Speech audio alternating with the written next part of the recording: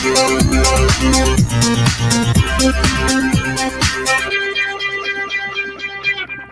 everyone, and peace of Christ, all of you. Please invite your friends and share the link so more people will join us. And don't forget, please, to use a nice language. Otherwise, we have to block your name from the chat. The topic is Islam, not the Muslims, really. So avoid calling Muslims bad words. We are here to question Islam. Muslims are people like us, and I believe they are deceived, and we are here to help them, not to attack them. There's tons of articles exist in the internet, and as I see on the front of me, one of them, it says 106 reasons why I converted to Islam. Look like this guy, he give up, he reached 106, he cannot get more. So if we get you a religion, have 107 reasons you will leave Islam and you will join the new religion. I mean, sometime I read and I find that those who write articles, they are immature, literally immature. There is one reason to convert to any religion, not 100, not 10, not any. Either is true or not. The rest is false. The rest is stupid. So, and then they start counting for you the reasons. Okay, oneness of God. So what if this God is 1 or 2 or 5 or 7? If he is real or not, this is the question. Immature thinking. God has no God. Okay, well, your God has no God, but how you know? Did you prove it? Did you prove that this God has no God? Well, the Quran have tons of verses where Allah, he praise Allah. Allah, he say in the name of Allah. So if Allah is one, how Allah is speaking at the name of the other Allah? And how we can prove that this God has no God? Actually, we can prove the opposite from the Quran, easy, and we can show you that. Allah is very important in Islam. That's very funny. I mean,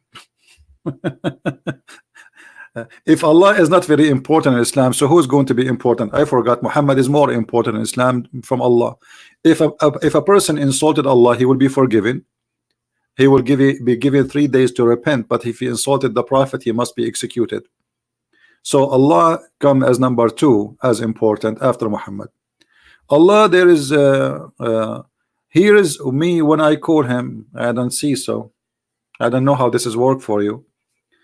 As I know as a Middle Eastern who is an Arab, that Muslims, they go to churches praying to Jesus when they want to be healed, and many churches in the Middle East, they are running by donation from Muslims.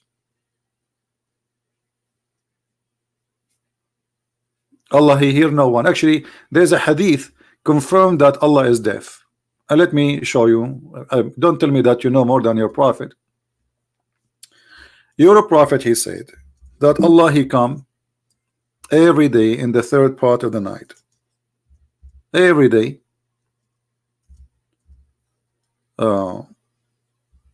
He come.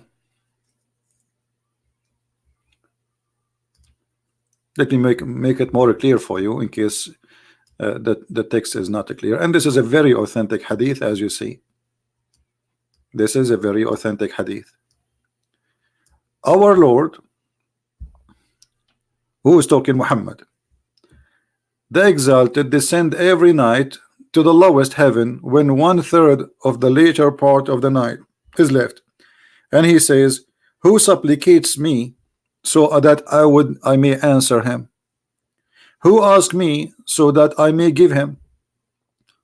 Who asks me forgiveness so that I may forgive him? And here, this is actually explain a lot about Islam. Instead of telling me 106 reasons to convert to Islam, I just found all the reasons to refuse Islam in just one statement. Because if Allah is all hearing, Allah is all knowing, Allah, he see everything, why Allah is descending every night from point A to point B to listen to us? Remember, the reason for Allah to descend down is what? Is to hear our prayer. So Allah, if you don't descend down, he cannot hear the prayer.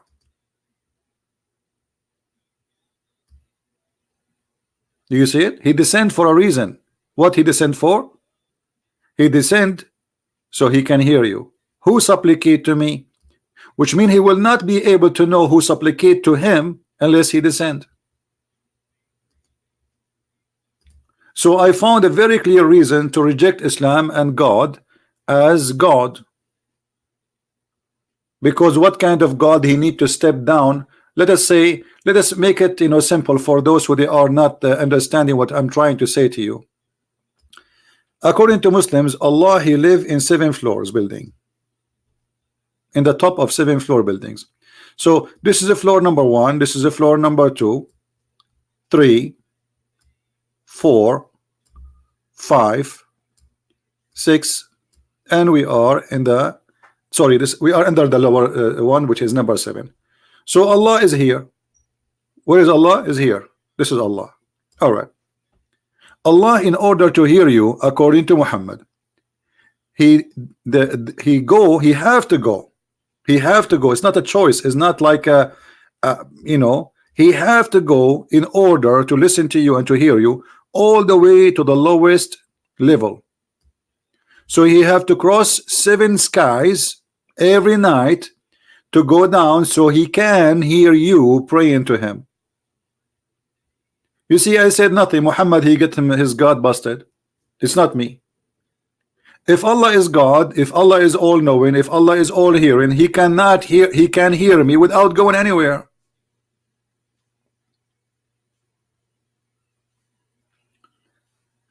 So you give me a 106 reason to convert to Islam. Here we go. In less than 30 seconds, I found the reason for every Muslim to leave Islam. This cannot be true. This cannot be about God. Secondly, Allah descend where, my friend? You see what Muhammad he did in this hadith? This hadith alone is enough. And now they will say, oh, this is, we reject this hadith. This is authentic. Do you know what the other mistake Muhammad he did? Who wanna help me? Who wanna help me in this story here? What is the other mistake Muhammad he did in this story here? He made a big mistakes. What is the second mistake? Anyone can tell me?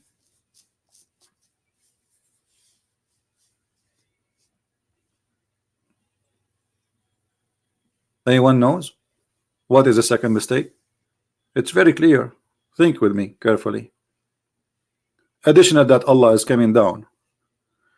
Allah may forgive you. Okay, we will leave that because not everyone who asks God to be forgiven, he will be forgiven. That's okay. This is just this is like this is something cannot be confirmed wrong or right because it's a choice of forgiveness anyway. Anything else?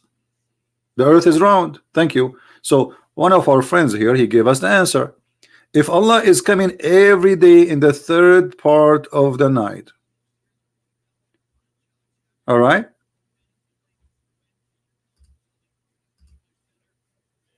if Allah is coming every day in the 3rd part of the night, okay, he is coming where?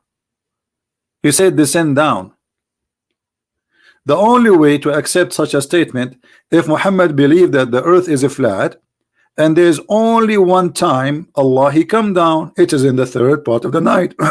That's mean the earth have only 1/3 part of the night. Additional proof that Muhammad is a false prophet.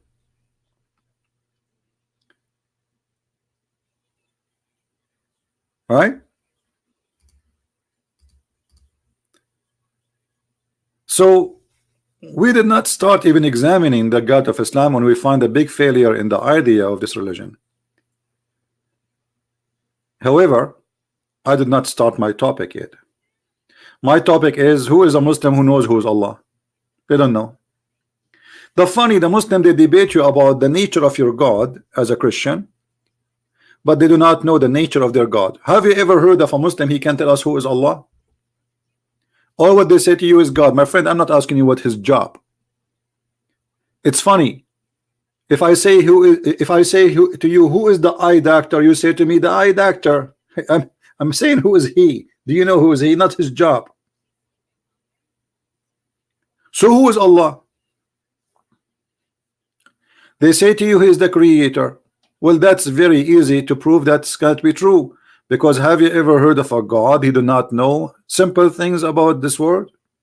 As an example, this God, he think the sun set in murky water. He think the women have a sperm coming from their ribs. The man have a sperm coming from the backbone. And the baby is created from a sperm who transform into a congealed dead blood. Have you ever heard of a God you do not know which one he created first, the stars or the trees? So one verse he says something, the other verse he says something. So who is a Muhammadan is willing to call me right now, right here, and tell me who is Allah? Do you know that Muhammad never spoke to Allah? He never heard Allah. Do you know that? So how you follow Allah if you do not know who's Allah? Who's Allah?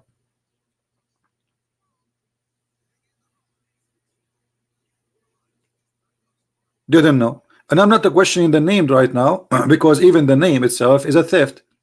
The name Allah contains two words, Al and La, which is the moon god. In the ancient Aramaic and in the ancient Hebrew, the letter Al mean God. Regardless what God it is, true God or false God, doesn't matter. La is the moon god. Allah, that is the true name of Allah. God La,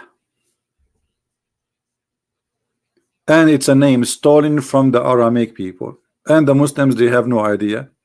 Now this name for sure they share it, like they share it in Egypt, they share it in many territory in the Middle East, and the same God have many names depend in the culture, the language. And the reason those people they choose the moon god to be their god, because the god of the moon is more nice. He don't kill their cattle, he don't dry their grass, and he don't make them thirsty. While the sun is an ugly god. This is why you see Muhammad he speak always against the sun. So he claim even that the sun arise from between the two horn of Shaitan. Now either Muhammad is a fiction person or he is a true prophet. Now you choose one. Do you believe really that the sun rise from between the two horn of Shaitan? And this is why he forbid the Muslims to pray when the sun is rising.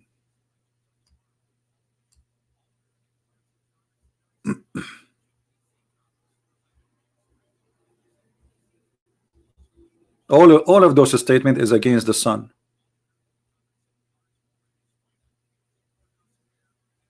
You see it?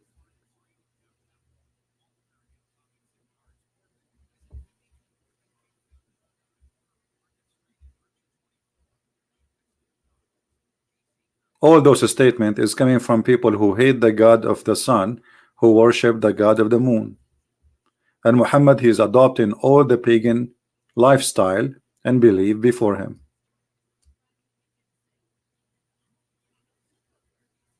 Do we have any Muslim would like to call us and tell us who is Allah? So if we go back to the 106 reasons the Muslims they try to come with, we find that those reasons are immature. They are like made by a bunch of children. Allah has no image. This is a big fat lie. What are you talking about? Here we go. This is your prophet getting you busted. I mean, obviously those they claim to be Muslim, but they don't know what Islam is about.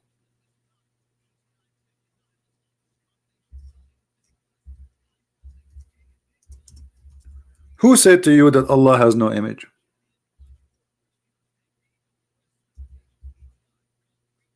Who is the one who mentioned that to you?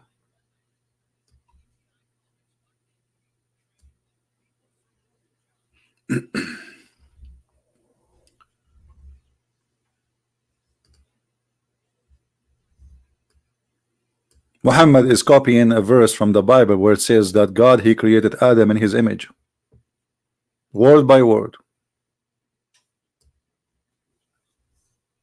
The Muslim they try to explain this. They say, oh, they are saying that Adam he was created in such an image. Well, so you beat a man in his shoulder. Well, isn't it this is the same image of shoulder of Adam? What is the point? Isn't it your prophet? He says Allah have 5 fingers. Allah he has a leg. He have a shin. Allah, he have two hands and both his hand in the right side. So where you get this is from, that Allah has no image? So all these articles are fraud. Not only either they are made by a bunch of ignorant who do not know what Islam is about, or it's a fraud made in purpose to fool you, and they fabricated names there about people who converted to Islam. Because I can make an article of 1 million people right now in the internet, and every one of them, his name is Muhammad and Ali and Ahmad, and then I say why he converted to Christianity. But where are they, those people? And let us talk to them.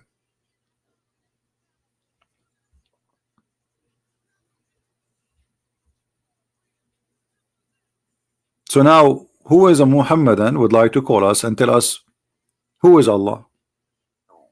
Instead of telling me Allah is one, you know, if we go like, you see, I search for articles speaking about the nature of Allah, and look what I found. I mean, I found, as usual, immature answers. Look, nature of Allah. The question is the nature of Allah. The guy is telling me that Allah have 99 names and Allah is one God. What does have to do with the nature of Allah? And why Allah have 99 names? I mean, what does that mean? Why he stopped with the 99? Is there something missing? Is he out of them? Maybe his credit card decline.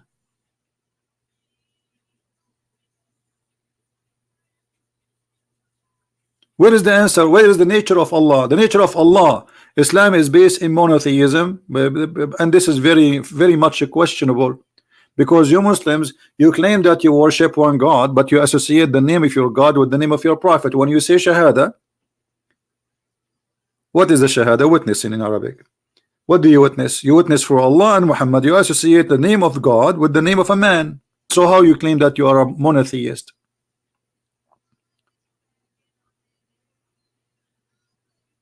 If somebody he said I want to believe in Allah, according to Muslims he is not a Muslim. He have to witness that Muhammad, he have to put the name of Allah with the name of Muhammad. Not only that, the Muslims associate the knowledge of Allah with the knowledge of Muhammad, to the point if Muhammad says something, Allah and his prophet knows best. When Muhammad he asked one of his hungry disciple, this guy, his name is Abu Huraira, and he used to follow the prophet because he's always hungry. He want to get a free meal, you know, because he claimed to be a prophet. So wherever he go, he get a free meal. This is why he accompany him. So here, we found that's Muhammad saying to his hungry companion, "Do you know where the sun set?" I entered the mosque, Allah Messenger was sitting, and when disappearing from the sight, he said, "Oh Abu Dhar, do you know where it goes?" The narrator said, "Allah and his apostle knows best." The Holy Prophet said, "Holy, how is holy? If Muhammad, the Quran says he's a sinner, so you worship him, you make him holy.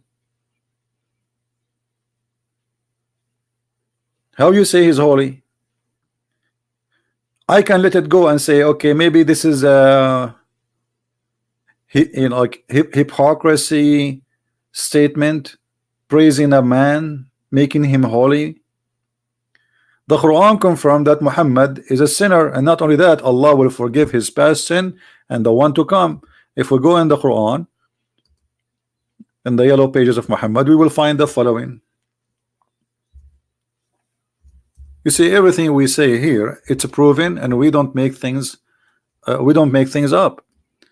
This is your Quran saying it clearly that Allah, and look here in the Muslim translation, they say that Allah may forgive your fault. Faults do not need to be forgiven, my friend. It's a sin. In Arabic it says لِيَغْفِرَ لَكَ اللَّهُ مَا تَقَدَّمَ مِنْ ذَنْبِكَ وَمَا تَأَخَّرَ. They lie in the translation. It says ذَنْبَكَ. Dhanb is not a fault. Fault is something different. Fault is something you do without intention. This is not fault. If we change the translator in a second, we will see how they lie to us. Here we go. The same Muslim translation. It's Muslim.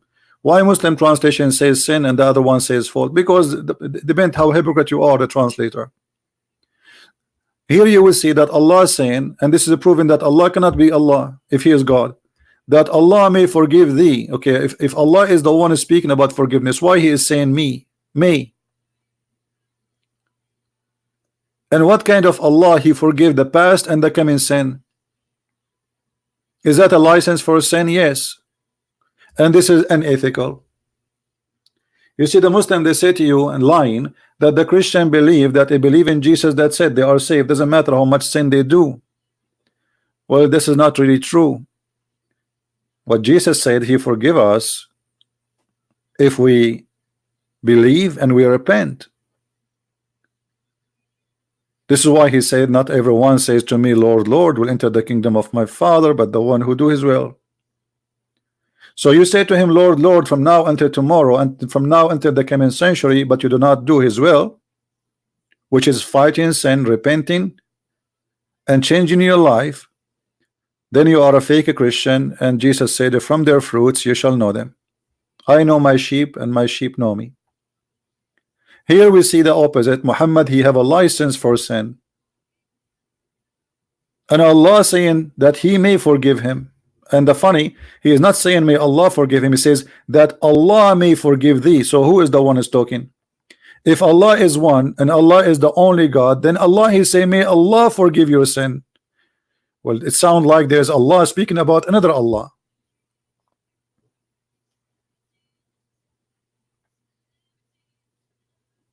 Do we have any Muslim would like to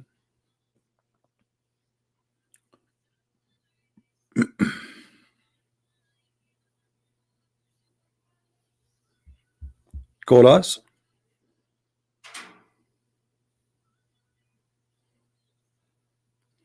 When the Muslim walk around the Kaaba, you know, the Muslim, they say whatever they want around the Kaaba, but usually they sing songs coming from the tradition of Islam. Have nothing to do with Jesus. Do we have any Muslim can tell us who is Allah? We go back to the hadith. This hadith has proven to us many things, that Muhammad, he accept people saying that his knowledge is and the knowledge of Allah is one. So this is a shirk. Muslims are not people who believe in monotheism. Allah and his apostle know best. Did Muhammad say don't say that? Did Muhammad say shame on you to say that? I am no one, I am just a man, I'm just a prophet, I tell you what Allah told me. I know nothing of myself. No, Muhammad, he like it, he keep continue. Actually, he is mentioning this statement, do you know? So the guy will praise him and say Allah and his apostle know best. And then Muhammad, to prove to us that he is a false prophet, he continues, says that the sun goes every day and sleep under the throne of Allah. So Muhammad, and here you will see, speaking about return to the sitting place and the rising place. There is a sitting place for the sun, and there is a rising place for the sun. And this is exactly confirmed as in the Quran. It says that the sun set in the murky water, and next to it, next to the sitting place of the sun, he found people living there. If Muhammad is a prophet of God, how God he gave him such a false information? Any Muslim can explain to us?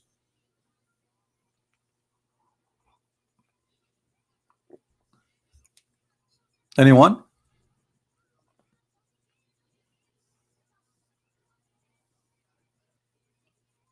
My Skype is open. You can give your ID to the admin and she will text me, or any one of them will text me, and I will be happy to call you immediately. It doesn't matter how long your beard, how small it is, we take you.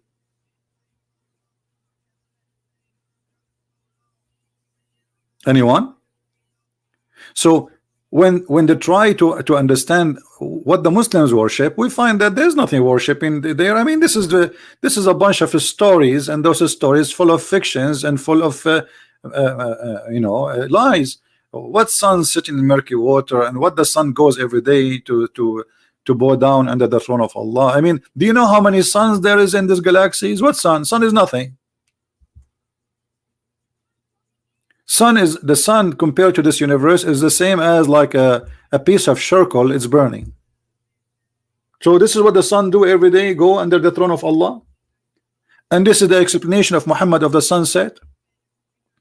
And this is how God he speak. And this is how God he teach. and this is supposedly the true God who you are so 106 reason to convert to Islam. What about reason number one? Islam is a stupid cult, and we are proving it in front of you. What about number two? Islam is an ignorant cult. What about number three? Allah know nothing. Allah is a God of superstition stories.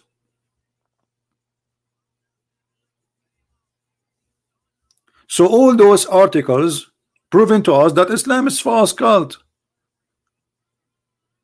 And then if we continue reading any Islamic article to try to find, okay, maybe the answer will come later, maybe after 1 hour reading we will find the answer. The nature of Allah. What is the nature of Allah? Who is a Muslim wanna call me and tell me the nature of Allah? All what I see, Allah is one. Who care about this one thing? I mean, I got it. Allah is one. Thank you.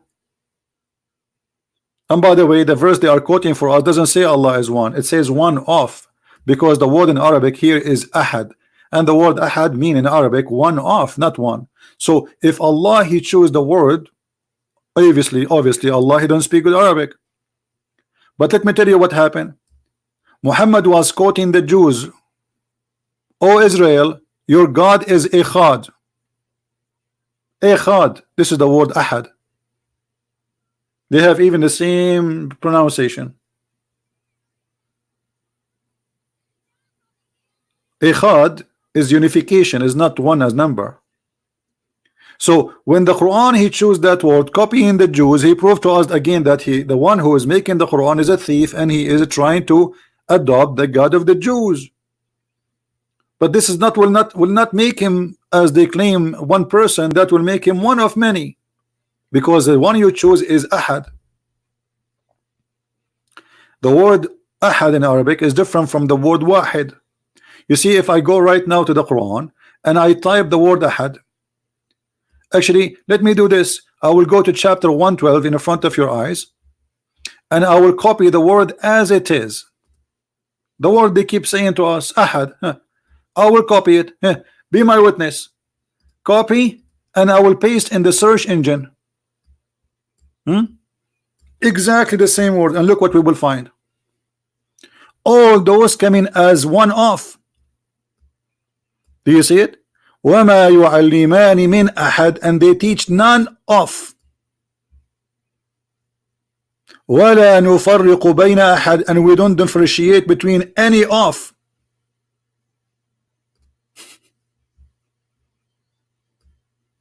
Do you see it?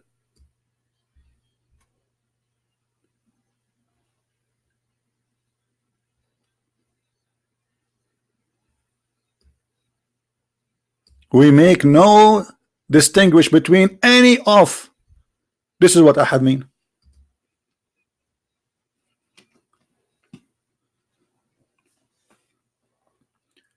This is the sentence they keep repeating for us. Even that sentence is a theft, is stolen from the Old Testament, from the Jews. Muhammad he put the word there, and those who follow, they don't know what this word mean. The word wahid in Arabic mean one. The word ahad mean one of. So how Allah can be one of?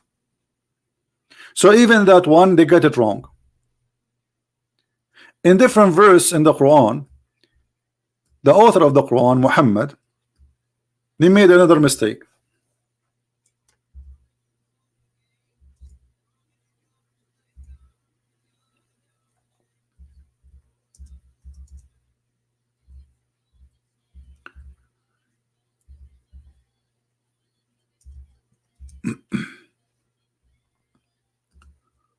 Let us see.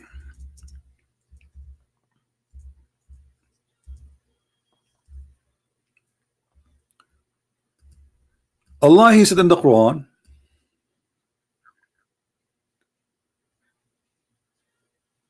if we want to take a wife,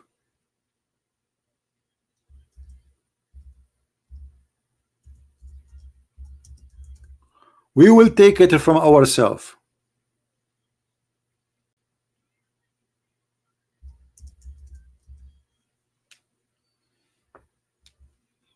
He will take it from what?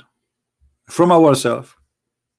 Who is a Muslim is willing to call us and tell us Allah will take a wife from ourself? Who is the ourself which is going to be the choice of Allah to have sex with? Anyone?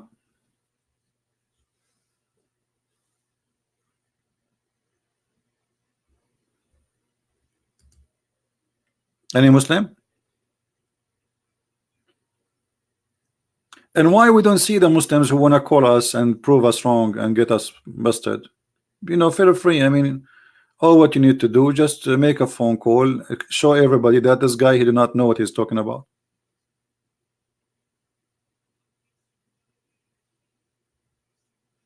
Anyone? So can we take this as like nobody is willing to challenge? What is Zakir Naik and where is those guys who grow long beard?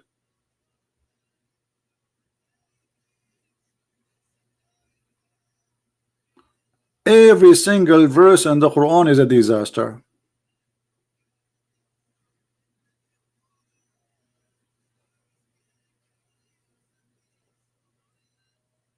Who wanna prove me wrong?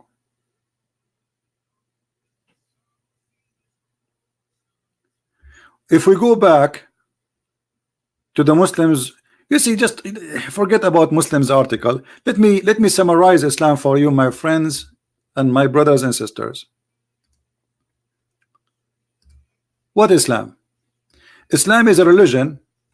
If you believe in it, you will go to a place, have a lot of honey. Okay, this is the reward of Allah. Islam is a religion. If you believe in it, you will have a green shirt. And this shirt is made by Ayatollah al-Khomeini in Iran. It's a Persian brand. Are you sure? Yes. Islam is a religion. If you believe in it, you will have a pillow, and next to the pillow a lot of women.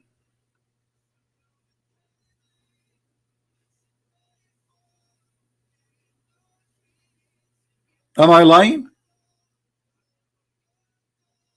So you tell me 106 reasons of converting to Islam. You did not mention any of them about what Allah He said. All the reasons of Allah which is mentioned in the Quran why you should convert to Islam, I cannot see it in this article. Where is the virgins? Where is women who have nobody touch their where is women who they are so white? Where is women with big breast? You see, they did not mention to us the real reason to convert to Islam. Where are they, the real reasons? Why you don't speak about them? Is it this is Quran or not? Here we go. This is the Quran telling us the reason to convert to Islam.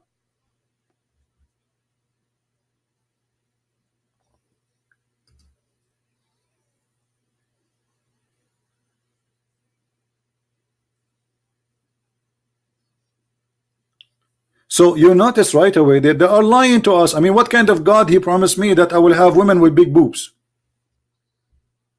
What I will do with them? I practice boxing like boing boing boing boing. So my wife with big she stand in front of me and I practice boxing with her, or maybe she will help me if the flood of Noah happen again, we will not be drowned because she have too big balloon. So 106 reasons not to convert to Islam, none of them is what is written in the Quran. Look at this. This is the reason to convert to Islam. What about the boys? The boys, my friend, the boys who will go around you. Huh? Boys, yes. In heaven, yes. What they will do, according to Muslims, they will be your servant.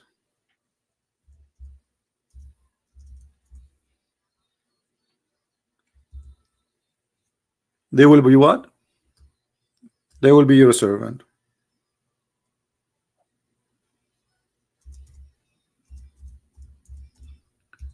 And here you will see that they are so white, not only they are boys. And read with me carefully.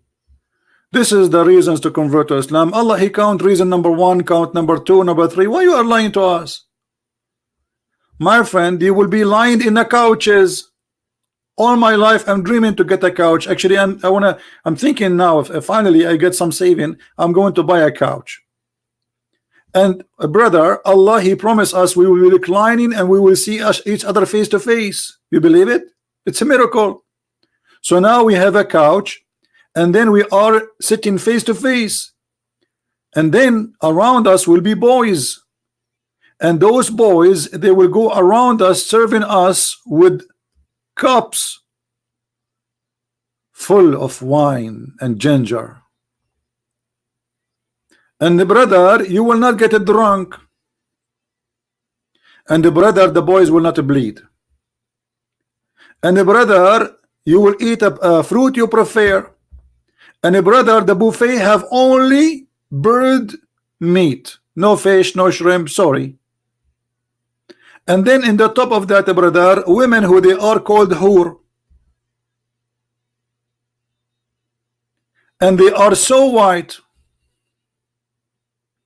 How white? Muhammad, he said, not me, that those women, they will be white to the point you can see the marrow of their bones.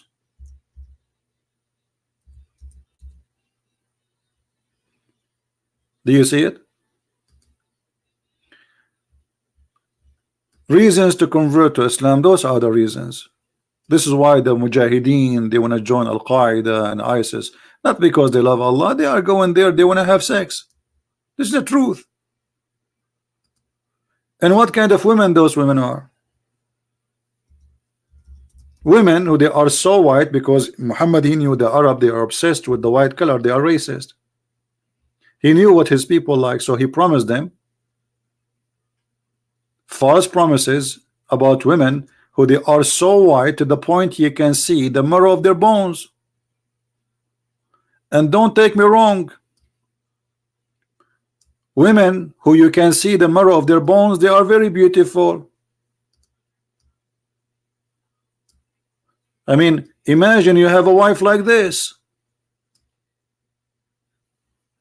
or like this,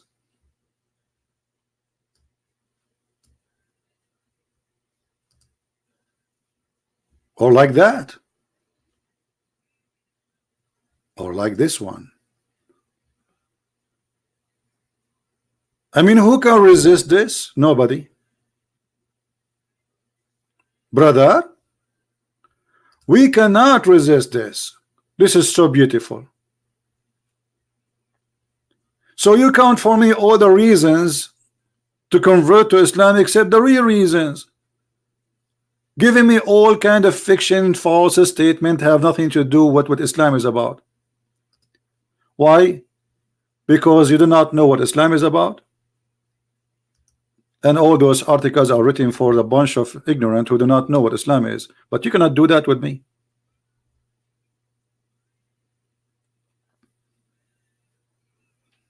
And who in the world, when I have a woman, you can see the marrow of her bones?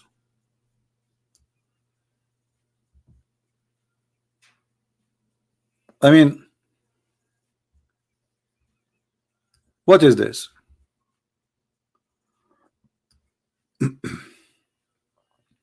Harun? Harun is a Muslim. You want to talk to me? Let us see if Harun. Okay, Mr. Harun.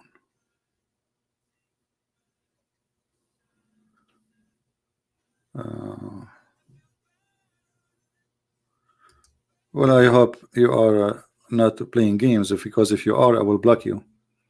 Are you for sure you are a Muslim, Mr. Harun?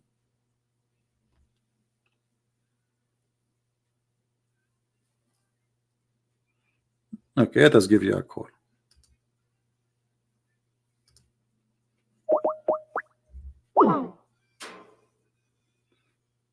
Take my call, Harun.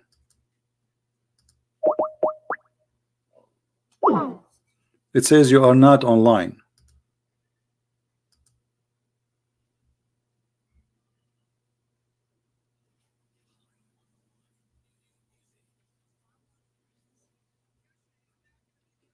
Are you there?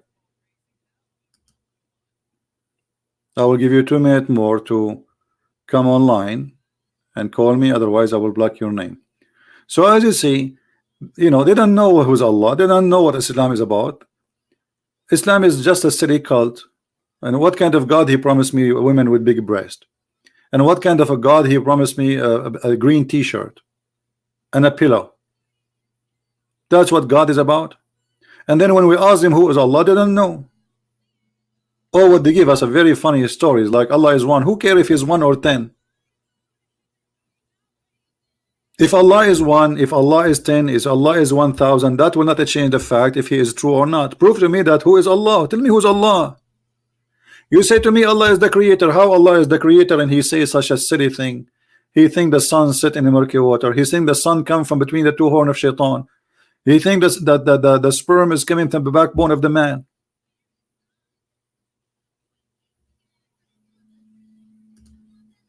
So this is Allah.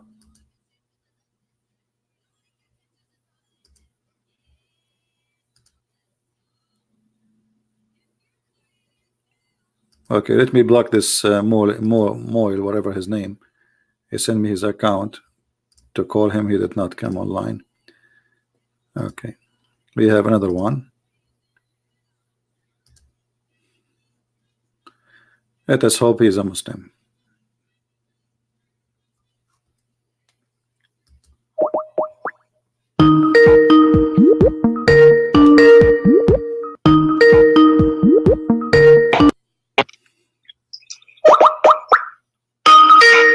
Mute YouTube, please. Mute YouTube. Mute YouTube, please. Hello. Yes, my friend. Go ahead. You are live on air. What do you want to say to us? Okay, can you hear me? Oh, okay. Christian Prince. Yeah, nice talking to you. Thank you, my friend. Go ahead. Yeah. Well, I don't want to say my name, and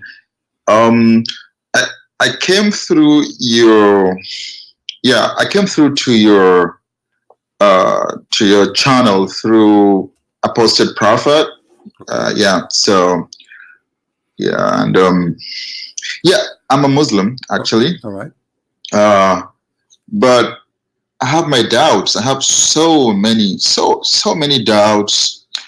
I do listen to lots of atheist podcasts, and like so many atheists especially from ex-Muslims. But when I got through to your channel, that was what totally destroyed, almost destroyed me. Really, things have never been the same since I listened to you. It was just too much. So my question here is, I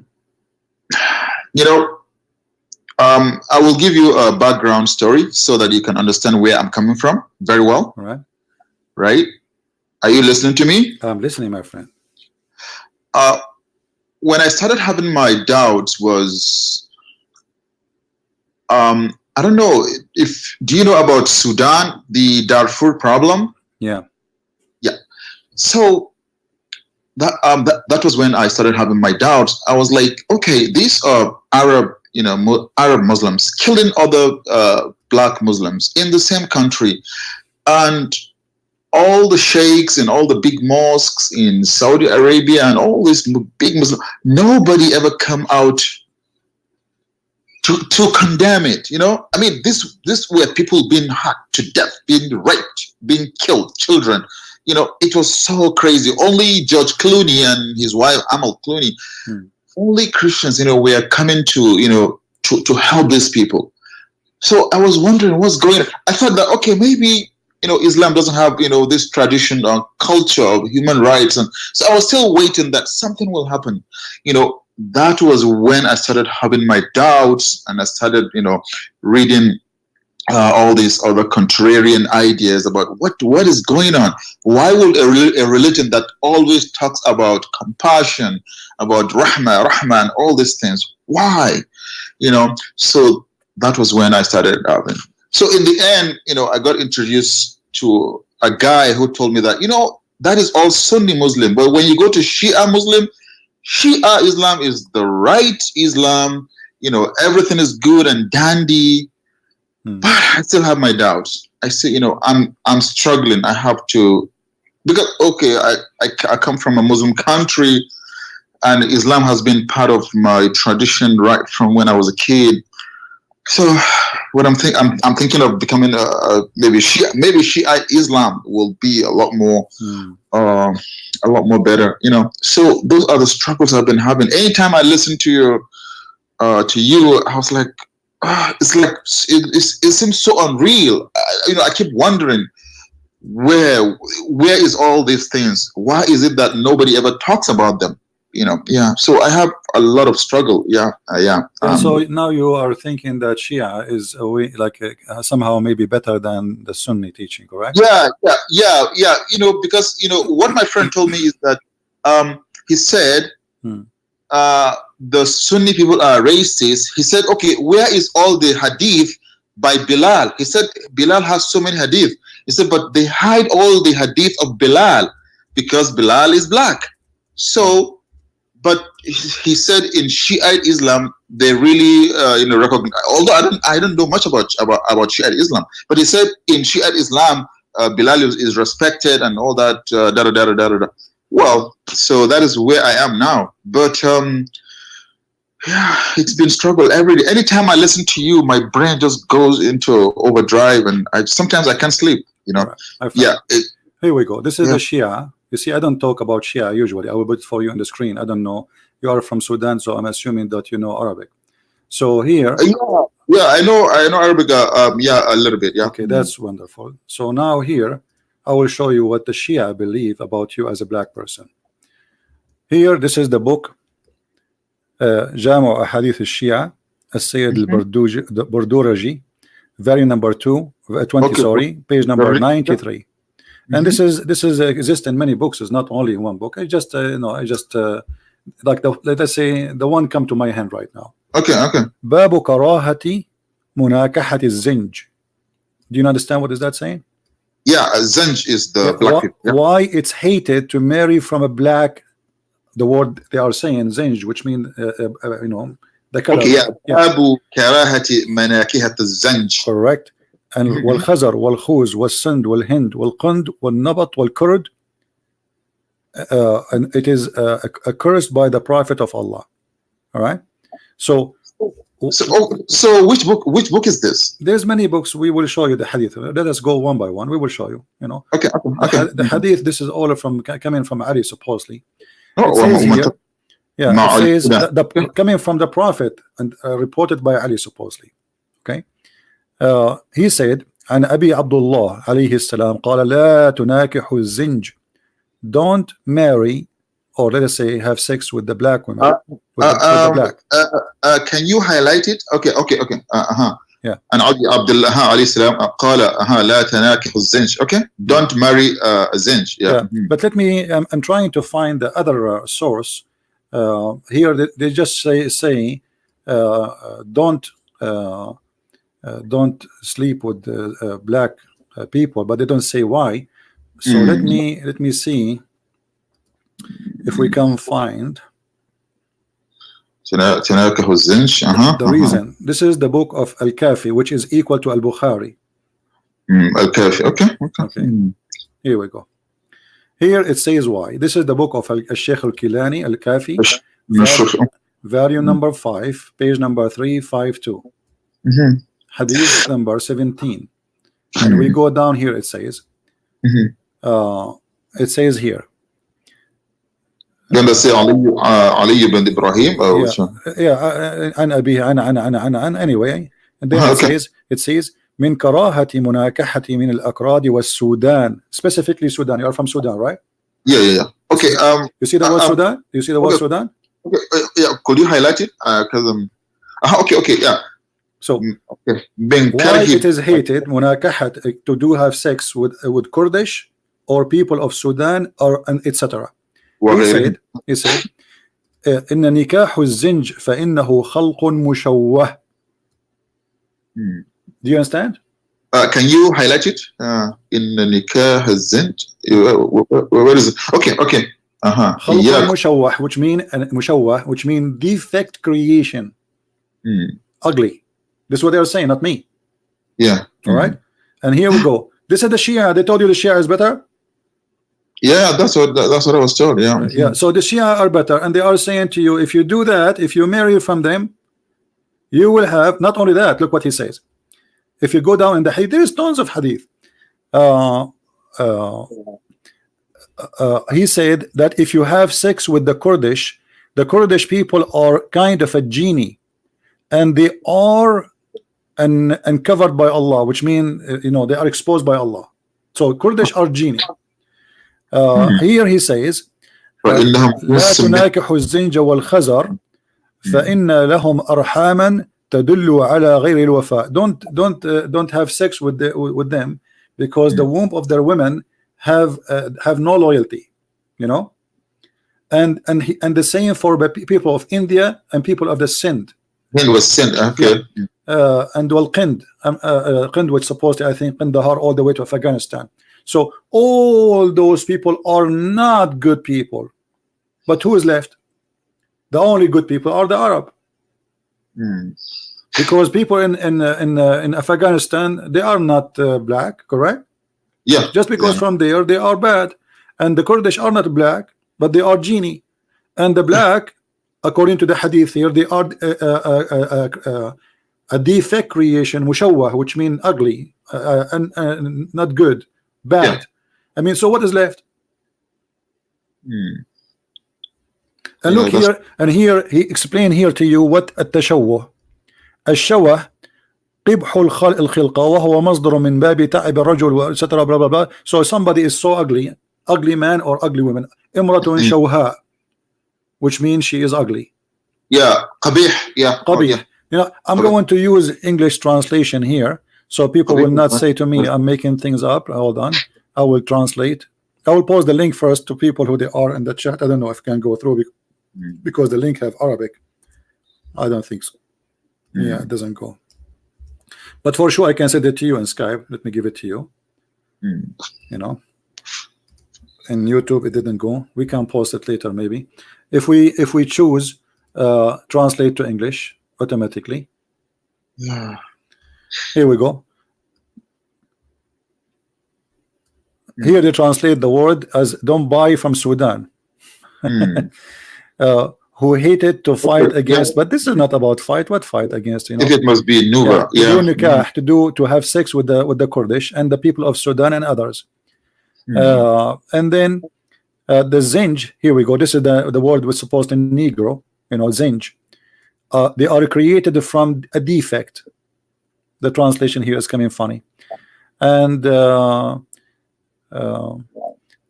zinj creates a warp. Let me compare to the original, because it keeps saying don't buy. It doesn't say buy in here. Yeah, it doesn't say buy anywhere. Yeah. Do not buy from Sudan. Not only that, actually, yeah, it doesn't say buy in Arabic. Here we go. The Arabic one doesn't say buy at all. You see the Arabic. It doesn't say لا تبيع. Yeah, no, it doesn't say. Here من كره مناكحته من الأكراد والسودان وغيرهم. And the translation is coming as buy, but it's a مناكحة to have sex with them, right? And not only that, it says and don't من الأكراد والسودان وغيرهم. Don't even shake hands with them. Yeah, don't even shake. And if you shake hands with them, you will leave Islam. You know, and if you have sex with them, you know, you like the curtain between Allah and you are like broke. That's it. You know, which means they have no relationship to Allah. So فإنهم جنس من الجان. They are kind of a genie. So the translation here is not good, but as long as you speak Arabic, I mean, who cares? We're just trying to show. Yeah, I can understand the general trend of what it means. Yeah. So if you have sex with any of those, and including the people of Sudan, you will have, you know, they are, according to Shia, they are a defect, and they are not, which means they are punished by Allah. You know, they are mushawwahin. Allah, he made them this way. And if you shake hands with them, you are in trouble because Allah will hate you. And if you have sex with them, even their womb is not does not carry a lawful child. You know, which means the child. Here we go. The wombs indicate none of fulfillment. Stupid translation. But I understand the Google translation is coming this way because the language is very old language, and the Google translation, you know, the wombs indicate. So okay. So do the Shia? I don't understand how they have do they have any hadith from Bilal? Because this guy was telling me that that lots of hadith from Bilal. From my friend, okay, what Bilal? You know, here we go. I mean, this is their highest authority. What Bilal? Let us say they have something about Bilal if they claim, and let him give me. What is the guy who wanna give you? Ask him to text you, and we will put the hadith in the screen so we can laugh. Yeah. So Bilal he was a slave and he died as a slave, and then after Muhammad's death, Bilal, he went to Abu Bakr and he says, if you bought me for the sake of Allah, free me for the sake of Allah. If you bought me for yourself, my God, you see, CP, I've never heard about that since I was a kid.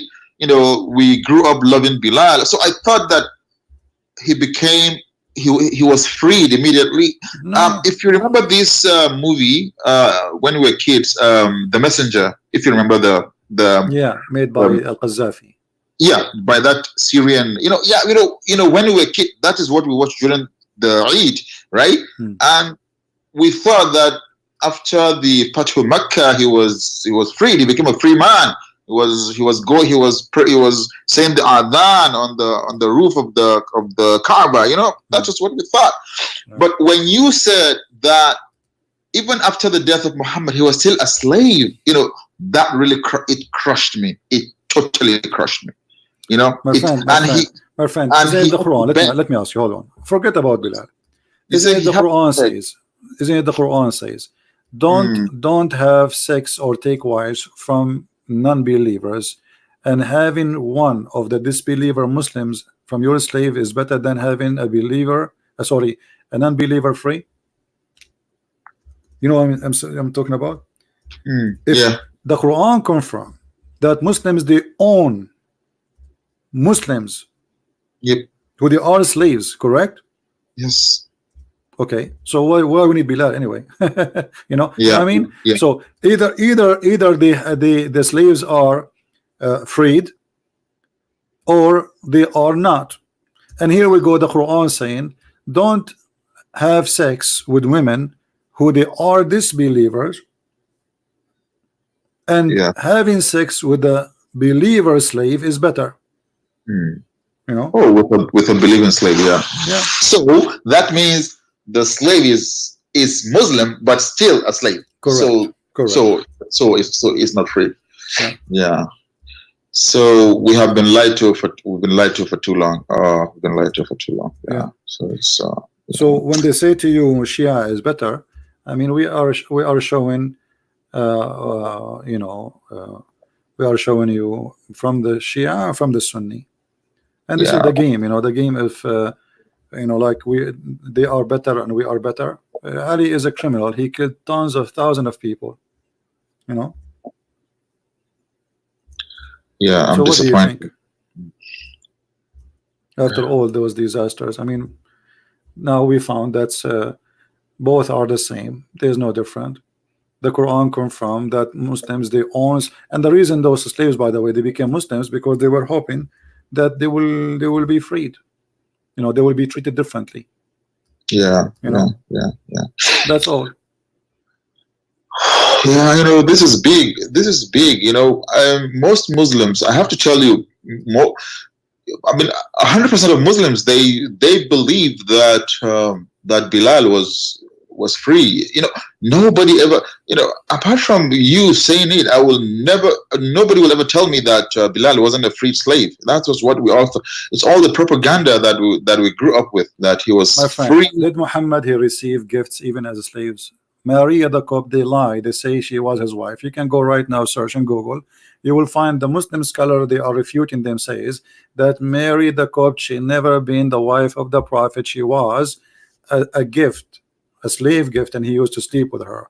That's all. So if a prophet of Allah is against slavery, one of his titles was the Bai'ul Abid, the slave seller. He buy and he sells slaves. This is what he do for a living. So, and you know, if a guy is against slavery, how he go and he says enslave them? I mean, this is what he do. Yes. He'd enslave thousands and thousands of people. And here the verse in front of us says, don't do nikah, not marry, don't have sex with women who they are adulterers, unless they believe. And doing that, one of your girls who they are, look here, it says a man slave or woman slave believer, he is better than unbeliever. So why the Muslim they have, and I want any Muslim to tell me, if Islam is against slavery, why a Muslim slave is exist? Yeah, I understand you want to say to me that those who they are against Islam, we enslave them. But a Muslim believer, why he is a slave?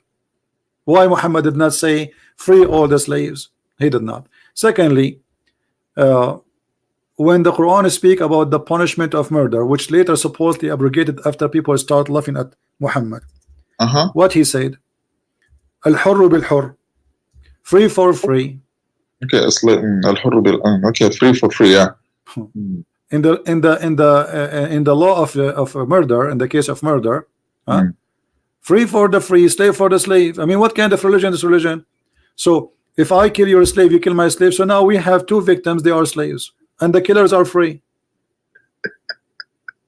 Right? Oh my gosh, yeah. If Muhammad is against, you know, this guy, and then when people start laughing at him, and this is a clear proof that Muhammad is a false prophet, not only because he come with the law, because he changed it. Because later people start laughing at him. This is not the law of Moses. This is not what Moses says. Eye for an eye is not I kill your wife the same as you kill my wife. You know? Yeah. So this guy, instead of fixing it, now we have two murder. Oh my gosh, you know, I'm torn. So Christians, so there is nothing redeeming about Prophet Muhammad. Nothing. My friend, I can make big statement.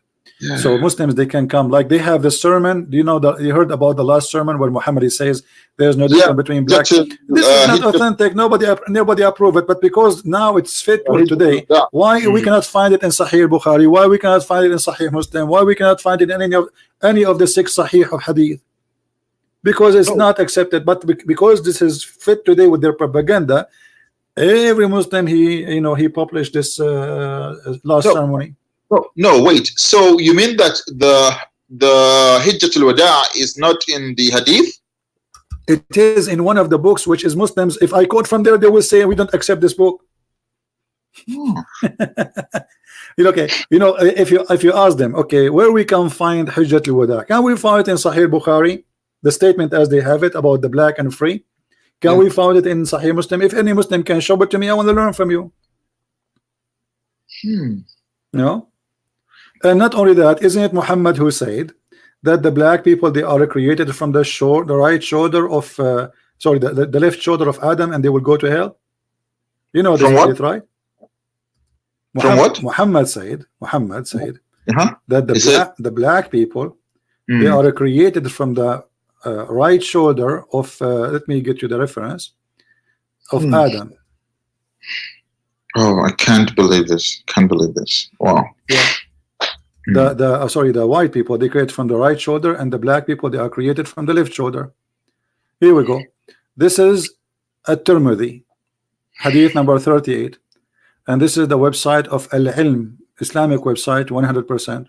Yeah, could you let me see it? Okay. Yeah, and I will send you the link, no problem. Allah Messenger, peace be upon him, said, and this is a Muslim translation, not mine, Allah created Adam when he had to create him, and he struck his right shoulder, and there emitted from it white offspring, as if they were white ants. He struck his left shoulder, and there emitted from the black of spring, as if they were charcoal. So my friend, I don't know what's your name. According to the prophet, I am from the right shoulder and you are from the left shoulder. As if they were charcoal. Okay. Okay. And then he said, to those who have been emitted from the right shoulder for paradise, which means go to paradise, and I don't mind, I don't care. Wala ubali. And then he said to those who they are emitted from the left shoulder, go to hell, and I don't care. Do you see it? And okay, and you said this is in which collection of hadith did you say? This is a Tirmidhi. This is one of the Sahih books. Tirmidhi. Wow. The books of Sahih are 6 writers. You know. Good. I know there's Bukhari, right, and Muslim or something. Wow, can't believe it. Can't believe it. You know. So can you tell me more racist than this? Okay, have you ever heard Muhammad saying that the black stone was whiter than milk? Did you hear that or not? Yeah, I heard that the sins of the humans on earth made it to turn black, right? All right. I think that's what. What does that mean? The black stone in the Kaaba, right? They said but what it's mean? How you understand it? How the black stone was white, and then the sin made it black. What we understand from this? Sin. Yeah, but maybe not. Yeah, maybe from touching it all the time. No, my friend. You see that this is nothing. You cannot watch. You cannot wash it. Correct? You cannot wash it. This is not something you can wash. This is sin. This is not dirt. Sin is not dirt. You know. So what Muhammad saying that sin make you black, my friend. So that means black is bad. Yeah, absolutely. He's saying that for sure. And this is stupid because what my color have to do with how sinner I am? The founder of a Playboy station is not a black man. And he is not getting black, my friend. He was white and he was a blonde, right? Yeah. So what does have to do with the color? That is the most stupid statement ever. So here you see the racism embedded in this cult, which is an Arabian cult. The Arab, they are racist. Oh, everybody knows. And this is why Muhammad, he promised them women who you can see the marrow of their bones. And sin make you black. So, and it is one of the things that really disturbs me because, okay, look at what happened in Libya when everything broke down. I mean, the moment they had the chance, all the black people, they were just captured and they started selling them. I mean, I was like, what the heck? And they raped them, and because they are African, they are the Libyan, they believe they are Arab and they are white, and the black, So it's like every single attempt or any single time the Arabs, they have any power, all they want to do is just start selling black. I mean, Libya, you think it's a civilized place, it's a civilized country. Yeah, but Libya is one of the biggest pirate countries in history. The first war actually USA had after USA became USA, it was a war with Libya because they used to be doing piracy, the same as Somalia now. They attack ship and they force them to pay jizya if you want to go and live, or we will take your money. So this is who they are. However, here, we are talking about religion, and religion is the reason for all the behavior. It's not people, I'm not talking about people here. I'm talking about religion. So that's true. What about Muhammad said that the black dog is the devil? Black goat? The black dog is the devil. Dog, okay. Oh my goodness. So what do you think? The black dog, I thought the black dog has the same DNA as the white dog. So what's the difference? Obviously this is the racism, because when they ask him, look, and I said, oh Abu Dhar, what feature is there in the black dog which distinguishes it from the red dog and the yellow dog? He said, oh, the son of my brother, I asked Messenger of Allah as you are asking me. Okay, exactly as you are asking me. And he said the black dog is the devil. Oh my God, really? So this is from which collection of hadith is this from? This is Sahih Muslim. My goodness. Hadith number 510a. The black dog is a devil. My goodness. Yeah. So what more? I mean, what more you want? I mean, this guy, he thinks just because the poor dog is a dog. I mean, what does color have to do with the You know, Yeah. would him be, and not, he don't make him like a bad, he's made him the devil himself. Yeah. Oh my gosh. Oh You my know, god. who is the most person Allah he hates? The person Allah hates most, Yeah, well, will be maybe the kuffar, or maybe the bad people, right? no, it is a black man. The black what? Yeah, he's a black man. The most person Allah he hate. Let us see. There is hadith for that. Yeah. Huh. Oh my god. Let us see. My goodness. My God. CP. You are destroying me. I'm not destroying you, my friend. Oh. I'm helping you. Can't believe it. Oh my gosh. What the heck? Oh my gosh. Oh my gosh. I'm trying to find the reference for you. I hate to mention something without showing reference, but even though it's tiring to keep looking, and you know, because I cannot save all the reference I have in my head, and there is no way my bookmark it's going to take me more time to find it in the bookmark from find it in the internet. You know what I mean? Yeah. So, I mean, yeah. let me see if I can find it. Hold on. Oh my gosh.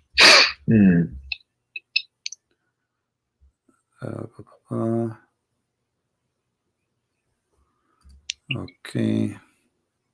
I wish the whole world would see your videos, man. Oh. Well, somebody from the admin helped me and he got me the hadith. That's good. All right. So now we save our time from looking. Thank you. Here we go. The most person Allah he hate. Read with me carefully. The most hateful among the creation of Allah is a one black man. Can you highlight the place? The most hateful among, okay, yeah, is one black man among them. Khawarij. One of his hand is like the teeth of a goat, or the nipple of the breast. Yeah. When Ali bin Abu Talib killed them, he said, "Search for his dead body." They searched for him, but they did not find it. So, my friend, you as a black person, do you accept any of this madness about yourself? Yeah. Okay. Can you quickly show? Do you have it in Arabic? Yeah. Sure. It says the most hateful among the creation of Allah is one black man. Here we go. ومن أبغض خلق الله إليه منهم أسود إحدى يديه طب شاة أو حلمة ثدي. ويقول الحق. Okay. Oh. من أبغض خلق الله إليه. Wow. أبغض. My goodness. Yeah. أبغض, which means the most hateful to Allah. The most hateful. Yeah. Yeah. أبغض خلق الله إليه. My goodness. So what is left? And why he's black? I mean, and even the one who will destroy the Kaaba is a black, and the one who is you know, like the one who will block. He saw him blocking the stones of the Kaaba one by one. He's an Ethiopian. Let us see. Okay, not Bilal al-Habashi. No, he's just an Ethiopian. You know. Okay. He's an Ethiopian who Muhammad, he saw him. And look at this statement here. Here we go. Muhammad is speaking about Bilal. The Prophet said, because Bilal is a black person, and black person, they are you know, strongly. This is why they buy them as a slaves, because they are strongly built, correct, for labor. So okay. The Prophet said, "Listen and obey, achieve, even if an Ethiopian whose head is like a raisin." What kind of a prophet he says such a thing about somebody? Supposedly the Muslim, they say he is the companion of the Prophet. The companion of the Prophet, he says a raisin head. Yeah, because you know, a raisin is a fruit that has a shrink and is black. He's making fun of the look. Obviously, he's making fun of the look. He's not praising the guy. You know, even if he is like this, so you know, okay. And this one is from Sahih al-Bukhari. Bukhari. This is al-Bukhari, hadith number 693. You know. Oh my God. I can't believe I'm seeing all this. Oh, Yeah. I'm disappointed. So, my Yeah. friend, after all of this, are you still a Muslim? Mm, CP, I have to tell you, I have to say no. Yeah. Glory to No. the Lord. I'm happy for you, my friend, that you No. decide to leave this Because, cult. because I've been struggling with it for a long time, and yeah. Well, I'm happy for you that you decide to leave Islam, but now I have a duty, you know. I think We have to go to something more serious from the funny, stupid stories no. of this cult. Yeah. So, I what do you think about accepting the Messiah as your Lord and Savior? I still believe in God, and yeah, still believe in God of and you, you know you know No, no, I'm I, asking you. Don't escape from my question. I'm asking yeah, you, what do you yeah, think about accepting the Messiah as your Lord? yeah, I've been reading, Bible literature and so many things, and our our mind has been poisoned so much against Christianity and any other religion, but the veil has been lifted off my eyes, and I'm seeing things in a totally different way now. Seeing things differently. I'm seeing things differently. I have Christian friends. I've been talking to them, and yeah, the more I talk to them, the more I see their worldview, and it's totally different. And hey, I live in the West, and I see the development all over here. And the Muslims too. They want to run. They want to come here. They want to run to come to this land. And My friend, I just have to say it, man. if there is something preventing you from accepting Jesus as your Lord, as your Savior. It's just arrogance. Yeah, just arrogance. Yeah, Yeah, but we have. You see, yeah. if the Messiah is the Mm. highest quality we can find to It's follow. just arrogance. But I have to confess to you, I went to a Christmas party yesterday, and I did enjoy every inch of it. Yeah, Yeah, but my it was. friend, Christ is not a Christmas party. Christ is not parties. Christ is something different. It's good to be happy. I'm not against people being happy, but Yeah, don't be confused between Christianity and people having a party. That does not make me make them Christians. What make us Christians? Jesus said, "From I know my sheep, and they knew, and my sheep they knew me, and from their fruits you shall know them." okay, So okay, Christianity make you happy, like to okay, make people happy. okay. CP, Hmm. tell me one thing Yeah. that totally differentiates Christianity from Islam. That makes it look different. Like them, yeah, Everything starting from love your enemy, bless them, yeah, pray for them. That's yeah, something you cannot find in any belief. Not only yeah, Islam is yeah, totally against it, but you cannot yeah. find this in any belief in the world. Bless those It's who true. they are trying to hurt you. Jesus on the cross, he says, Father, forgive them. They do not know what they are doing. It's true. It's You true. know. It's true. It's true. So this is Yeah, why I said to you a second ago. He said, it's "From their true. fruits you shall know them." So how we know Christ? Not because of a Christmas party.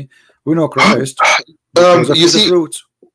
yeah, I was talking to this Christian friend of mine, like almost like a week ago, and he told me that Christianity has redemption. Redemption means that even if you make a mistake, you can come back and beg, and and beg for forgiveness.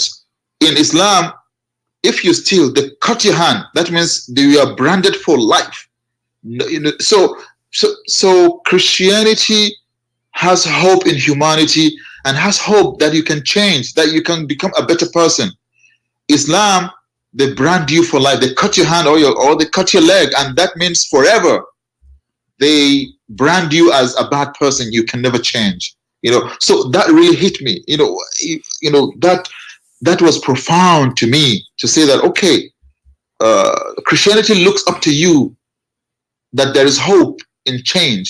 But in Islam, no, it says no, there is no hope. They either cut you or they stone you to death, and you have no chance of repentance or redemption. That really hit me. And another thing that he told me, he said, in Christianity, It is not what you eat into your mouth that condemns you. It is what comes out of your mouth. That one, I hold that to, it's a very powerful message to me. He said, all this, don't eat this, don't drink this. He said, it's bullshit. He said, what matters is what comes out of your mouth, whether it's good thing, whether it's good words. That is also very, very. And another thing that I learned from Christianity is the idea of forgiving and loving, even if someone hurt you. In Islam, we don't have that. If someone do something, you want a revenge. And if someone slap you once, you want to slap that person 10 times. So yeah, there's a Muslim. He don't agree either with me or with you, and actually he's speaking to me. He is saying that the Christian Prince, he lied, and he said, and I'm posting in the screen, he said Sahih Muslim hadith number 2564 says, Allah did not see your look or your wealth, but he sees your heart and deeds. Okay, well, I have in a screen in front of me, Mr. Don't block me again. This is your prophet saying, the one who is talking to me in the chat, verily Allah has the fixed portion of adultery which a man will indulge, in which he of necessity must commit, the adultery of the eye, etc., etc. So look what your God is saying. You just said to me that your prophet says Allah will see only, he don't see your look, he see your deeds. But the adultery is what Allah, he forced you to do. It says a necessity you must commit. Does it say that? Does it say that? So Allah, he wrote for you a necessity sin you have to commit, and that even adultery. So how you say to me, Allah, he don't see your look, he don't see your deed? We showed you Muhammad speaking about the look of the black person. We showed you the hadith speaking about the African are born from the shoulder of Adam and they will go to hell according to your prophet, and the white people, they will go to heaven according to your prophet. And we showed you that the black dog is the devil, and we showed you that the black stone used to be white like milk and became black because of the sin. And now we are showing you that your prophet saying that every deed you do is written by the order of Allah, and whatever you try, you cannot get away from, you have to commit it. When Adam and Eve, when Adam, he have a debate with the with Moses, according to Muhammad, how they met, I don't ask me. Muhammad have his own fiction stories. So Adam and Moses, they have an argument, and Moses says to Adam, because of you we are out of heaven. Moses says to him, how you blame me for a fate written by Allah for me 40 years before my creation, which I have to commit. 40 years before his creation, which means even the sin of Adam, it is not the sin of Adam, it is the sin of Allah. Read carefully. Does it say here, and this is Sahih, here we go, this is Sahih, so they will not say to us this is weak.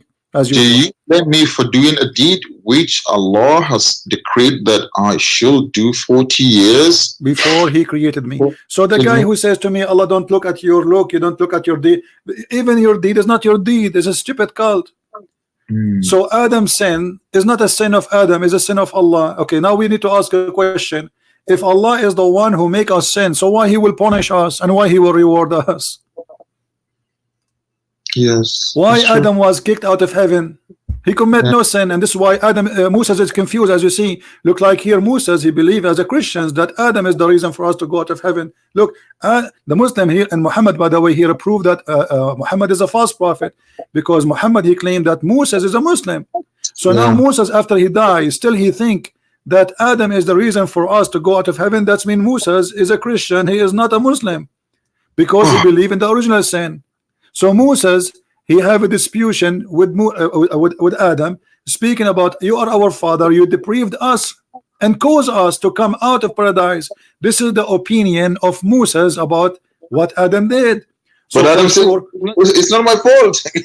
Yeah, but here we got Muhammad busted in two things. They claim that Moses was a Muslim, but Muslims don't believe in the original sin of Adam, correct?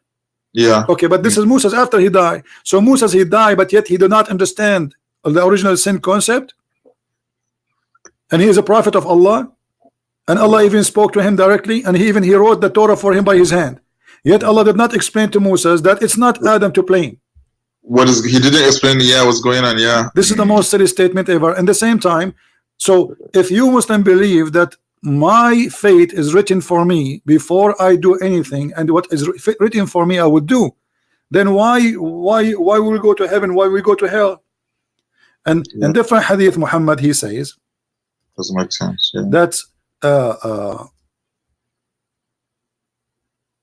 a person before he die, or let us say a person who is doing the work of heaven, Yes. and almost he is going to go to heaven. This is Sahih Bukhari. I'm not, here we go, Sahih Bukhari, hadith number 6594. So Muhammad, he said, and he was commenting about how Allah, he created the baby. He says that you are a sperm for 40 days, you are a sperm, you are a clot of a blood for 40 days, and you are a piece of a flesh for 40 days. So total creation of the baby is 120 days, which is funny. And then he said, Allah, he write for you, he ordered the angel to write 4 things: his provision, his age, whether he will be of the witched or the blessed. Yeah. And then it says here, Muhammad, he said, by Allah I swear, and by Allah, a person among you, or a man, may do the deeds of people of fire till there is only one cubit or an arm breadth distance between him and fire. Okay? Yeah. And then what is written by Allah will take order and proceed. Right. Yeah. Yeah, I remember this hadith when I was a kid. Yeah, that's true. Yeah. So then what Allah wrote for you will proceed, and then he does the deed of paradise, and he enter paradise. So what I want to believe in Islam, at the end of the day, it's what Allah wrote for me. It doesn't make sense. Yeah. And then he said the opposite. Look, he says, he gives us the other scenario. He says, and a man, he may do the deeds of people of paradise till there is only only a cubit or 2 between him and paradise, and then what had written for him proceed, and he does the deed of people of fire, and he enter it. So when a Muslim, he quote for me a statement from his prophet, you are quoting for me nothing but a bunch of confused statement of a madman, because if we put them all together, nothing makes sense. So CP, in your opinion, Muhammad, do you think he was lying, or something was wrong with him? That's why. Or I believe Muhammad, he have many problems. I believe he's a liar. I believe he's mentally ill in the same time, and I believe he have a double personality. You know, he have many issues. Obviously, you know, even the hadith confirmed to us that Muhammad, he imagined that he had done things, but in fact he did not. So how we can even trust? And that will be additional to all the madness he came with, and to, like, let us say, the nail in the coffin, the last nail. Muhammad is a bewitched according to Muslims. How we want to follow a person you believe he's bewitched? And how we can trust a person he imagined that he had done a thing? Maybe he imagined he saw a Jibreel. Maybe he imagined somebody speaking to him. Those who imagine things, they hear voices. And but he never showed anyone, and nobody ever saw Jibreel. There's no witnesses for anything. He went to heaven. Even his wife, she did not see anything, as usual. And in the same time, you know, the stories of Muhammad are proving to us that he have a mental illness. Everything actually he is teaching us is a collection of mental illness, and this is why the Arab, they make fun of him. In the morning he says something, afternoon he change it. You know, he have a double personality. Even his sex is not true. Have you ever heard of a person he imagined himself having sex with his wife, but in fact he did not? So how far this man, he was delusionate? How much his sickness was taking effect on him? Yeah, that's true. The prophet, this is Aisha saying, this is the witness, the bed witness, not somebody from the neighbor. The prophet continued for such a period, imagining that he had sexual intercourse with his wife, but in fact he did not. I mean, how far the illness is. Okay, with his wife, and he did not. One day he said to me, "Oh, Aisha, about which I had asked him." Forget about all this garbage. We prove Islam to be false, and it's easy. Sometimes you let Islam, and we were just trying to answer this guy who claimed we lied. We don't lie. He is the liar. Now I'm asking you, why you don't accept Jesus as your Lord as we speak? Well, I think you know, I think the more I think about Christianity, the more it looks it looks truthful to me, and the more it looks logical to me, right? Okay. The more it looks logical. Okay, I give you the one example, this example that I just gave you, that okay, in Islam, when you make a mistake, you are punished for life. If you commit adultery, you are stoned to death. You don't have you don't have the opportunity to repent and become a good person. When you steal, they cut off your hand and your leg. You are branded for life. You become a liability on the society, and when anybody see you, they know that you are a thief. When I was a kid, there are people from my country that came back from Saudi Arabia with their hands cut because they stole in Saudi Arabia, and they brought them back to my country. For life, everybody will know, oh, those people, they are thieves, right? Yeah.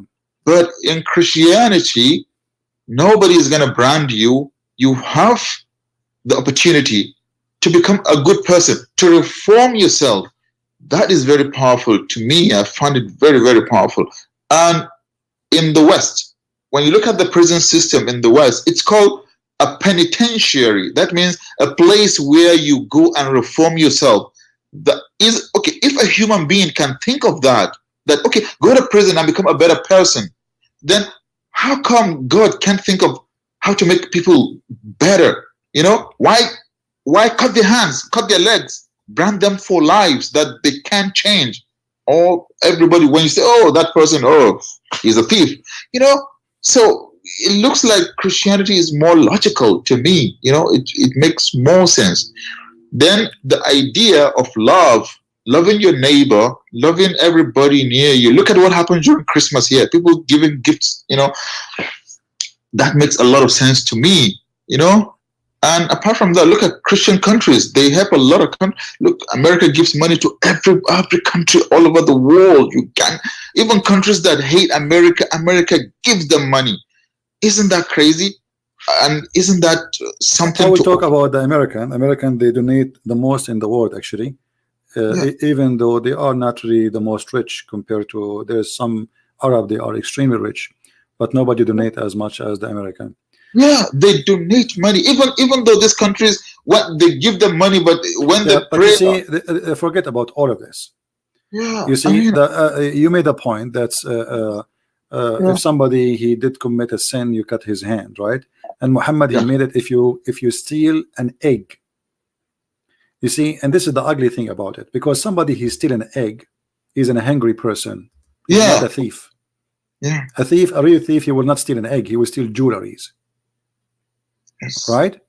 Yeah. Somebody steal an egg, actually, either he is hungry or he want to feed his kids. So how you cut his hands? Yes. You know, where is the mercy? Where is the mercy, and where is the reform? The person can never reform again.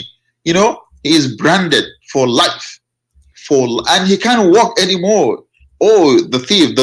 His children will be the son of the thief forever. You know, he is branded. If he stole an egg, or a piece of rope, his hand will be cut. And Muhammad is the biggest thief in history. Why he did not practice that himself? How many women he stole from their husband? So he go out of somebody stealing an egg, but he himself the biggest thief. And in the same time, let us say this person he stole an egg, and he want to eat it, okay? And theft is bad. But how the Quran promotes theft and says their money is yours, take their money from them? Is it theft? How is it legal? I mean, it's just so wicked and so brutal. There's a guy, there's a hadith about a guy who stole first time, they cut his hand. Muhammad, he said, kill him. They said, Prophet, but he stole only you know, once. He said, okay, cut his hand. Then he came back, he stole again. They cut the other opposite side of his body, which is the foot. So now he have his right hand is gone, his left foot is gone. And then supposed he stole again, and then he cut his hand, the left hand, and then he stole for the fourth time. And here we cannot explain how in the world a person he have no hands, he can't steal anymore. I mean, this is the but this is a stupidity in Islamic stories. They, you know, I believe that this is a story is fabricated, But And Muslim believe in it. justice from God. I Yeah. mean, oh Yeah. no. So first time, second time, I got it. Okay. Now he still have a hand. Okay. So I can say the person is a creep in his belly and he's stealing. But now he have no two hands. He have no feet, and yet he steal again. So what happened? How in the world you want to steal this guy? He have no feet. He have no hands. It's Yet they just say he steal, and then they stone him. So it is stupid, and you can see that the lack of intellect. The person who steal an egg is not a bad person. Is Yes. not, because you see he stole an egg. He's hungry. Yeah. He's He hungry. he have a problem. You know. Yeah. Because if he's a bad person, he will go and he will steal something, and he will risk the Yeah. life of others. He will kill, take the money of all your wallet. He will not take an egg. You know. He's stealing food. He's hungry. Yeah. Yeah, he's hungry. he is just pushing. He did not even take the chicken. He took the egg of the chicken. Yeah. You know. He's hungry. So where is the mercy and where is justice? And you know, this is a very stupid behavior. And you know, funny, you are talking about redemption. By the way, I'm wearing the T-shirt. It says redemption. And you know, not only you see the God is God of intellect and intelligence. Like you see, when we see a Muslim in the chat, he is quoting for me from the book of Psalm, and he says that God he hated. This is a lie translation, my friend. You are a fabricator. Anybody can go and read Psalm 5:5, and you will see how you are a liar. It is bullshit. Actually, let us not use bad word, please. And here you will see even you, the one who quotes Psalm 5:5, you see that chapter is speaking about the fool, and obviously you are fooling yourself by lying to yourself, because anyone can go right now and read the chapter, and everybody will see that you are lying. So Islam is the defense of Islam is based on lies. We cannot find a Muslim he can defend Islam by saying the truth. Like they say to you, how you believe in the Trinity? Okay, what is the problem with the Trinity? They say how God can be, my friend. How God cannot be? He is God. You see, CP. You know, my answer always is okay. By their fruit you shall know them. Okay, just look at the result of Muslim countries, which is disaster. You know, forget about Trinity, forget about all those, you know, all those Trinity. No, I don't care about Trinity. What is the result? You know, if your lack of Trinity gave you destruction, you destroy your country. Syria, they say it will take 500 years to build back Syria. You know, no, so they will never build it, because they destroy the history of Syria, which is not the history of the Arab, the history of the Aramaic of that country, and you are still talking about Trinity. It's just it's madness. It's stupidity. You know, I can't even understand why people will even listen to them. Okay, Trinity gave us America, gave us all these beautiful countries. Everybody wants to come to these countries. Yeah. My friend, until now I do not know your name. Better. What I shall call you. You do not need to say your name. What I shall call you. Okay. What name I shall call you? Ahmed, Muhammad, Ali. I don't know what's your name. My name is Mahmoud. Yeah. Okay, no problem, Mahmoud. Listen, when a Muslim he says how God can be, and don't you see here the hypocrisy? And I will explain to you. Yes. You know, if you go in the Quran, let us go to the Quran right now, me and you. And if we go in the Quran, we will find that Muslims, the Quran itself, using a logic saying, how Allah can have a son and he don't have a girlfriend? Yeah. But do you know what this is mean? That's mean Allah cannot be God, because Allah is saying to us, he cannot be a person who can have a son unless he have a sex with a woman. Oh, right? I understand what you're saying. Right. Yeah. So if Allah cannot have a son unless he have a girlfriend, that's mean Allah is like me. I cannot have a son too unless I have a girlfriend or a wife. So, okay, what you're saying is, if you're God, you should be able to make son without anything. Yeah. But the God of Mary, he was able to give Mary a son, but he don't have a boyfriend. Yeah. You know. So the God of Islam, he gave us, he himself, he questioned his ability, right? Yes, I understand. When you say how God can have a son, who is saying that? Allah. How Allah can have a son if you don't have a girlfriend? Yeah. So when Allah he says such a statement, he is the one is questioning one thing, his ability. And then if you question the ability of yourself, then you cannot be God. Yeah. Right? Yeah. The God of the Christians, he can. The God of Yes. Islam, he cannot.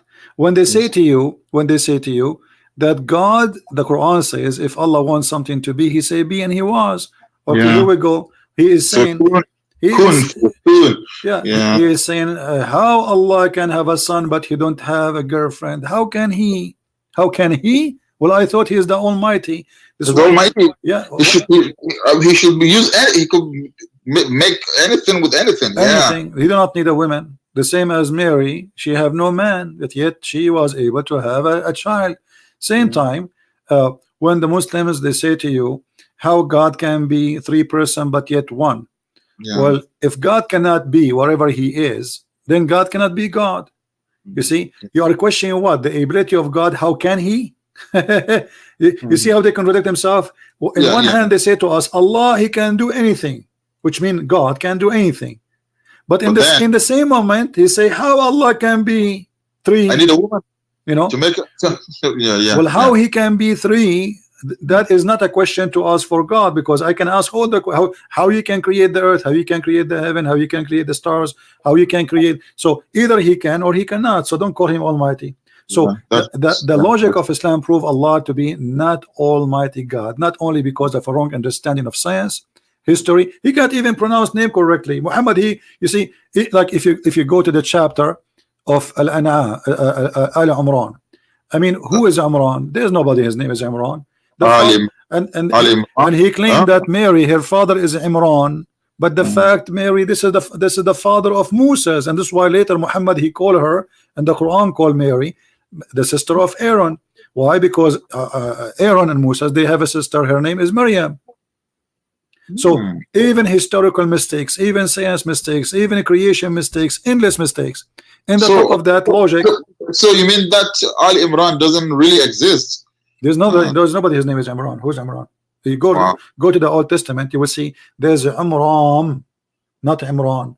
Imran. So he got the name wrong because he do not know what how the Jews are saying it. So he copy, and he copy, and actually like I'm trying to find some document to see that Maryam, the sister of Aaron, the sister of Aaron.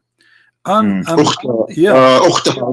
said that she have a son whose name is Isa, and most likely that this is coming from where that Mary, this woman, she have a son, his name is Isa.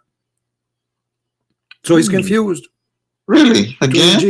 Between Jesus the Christ, the son of Mary, which have nothing to do with his family, even not from the tribe of Mary, the mother of Jesus, is not even from the tribe of Moses.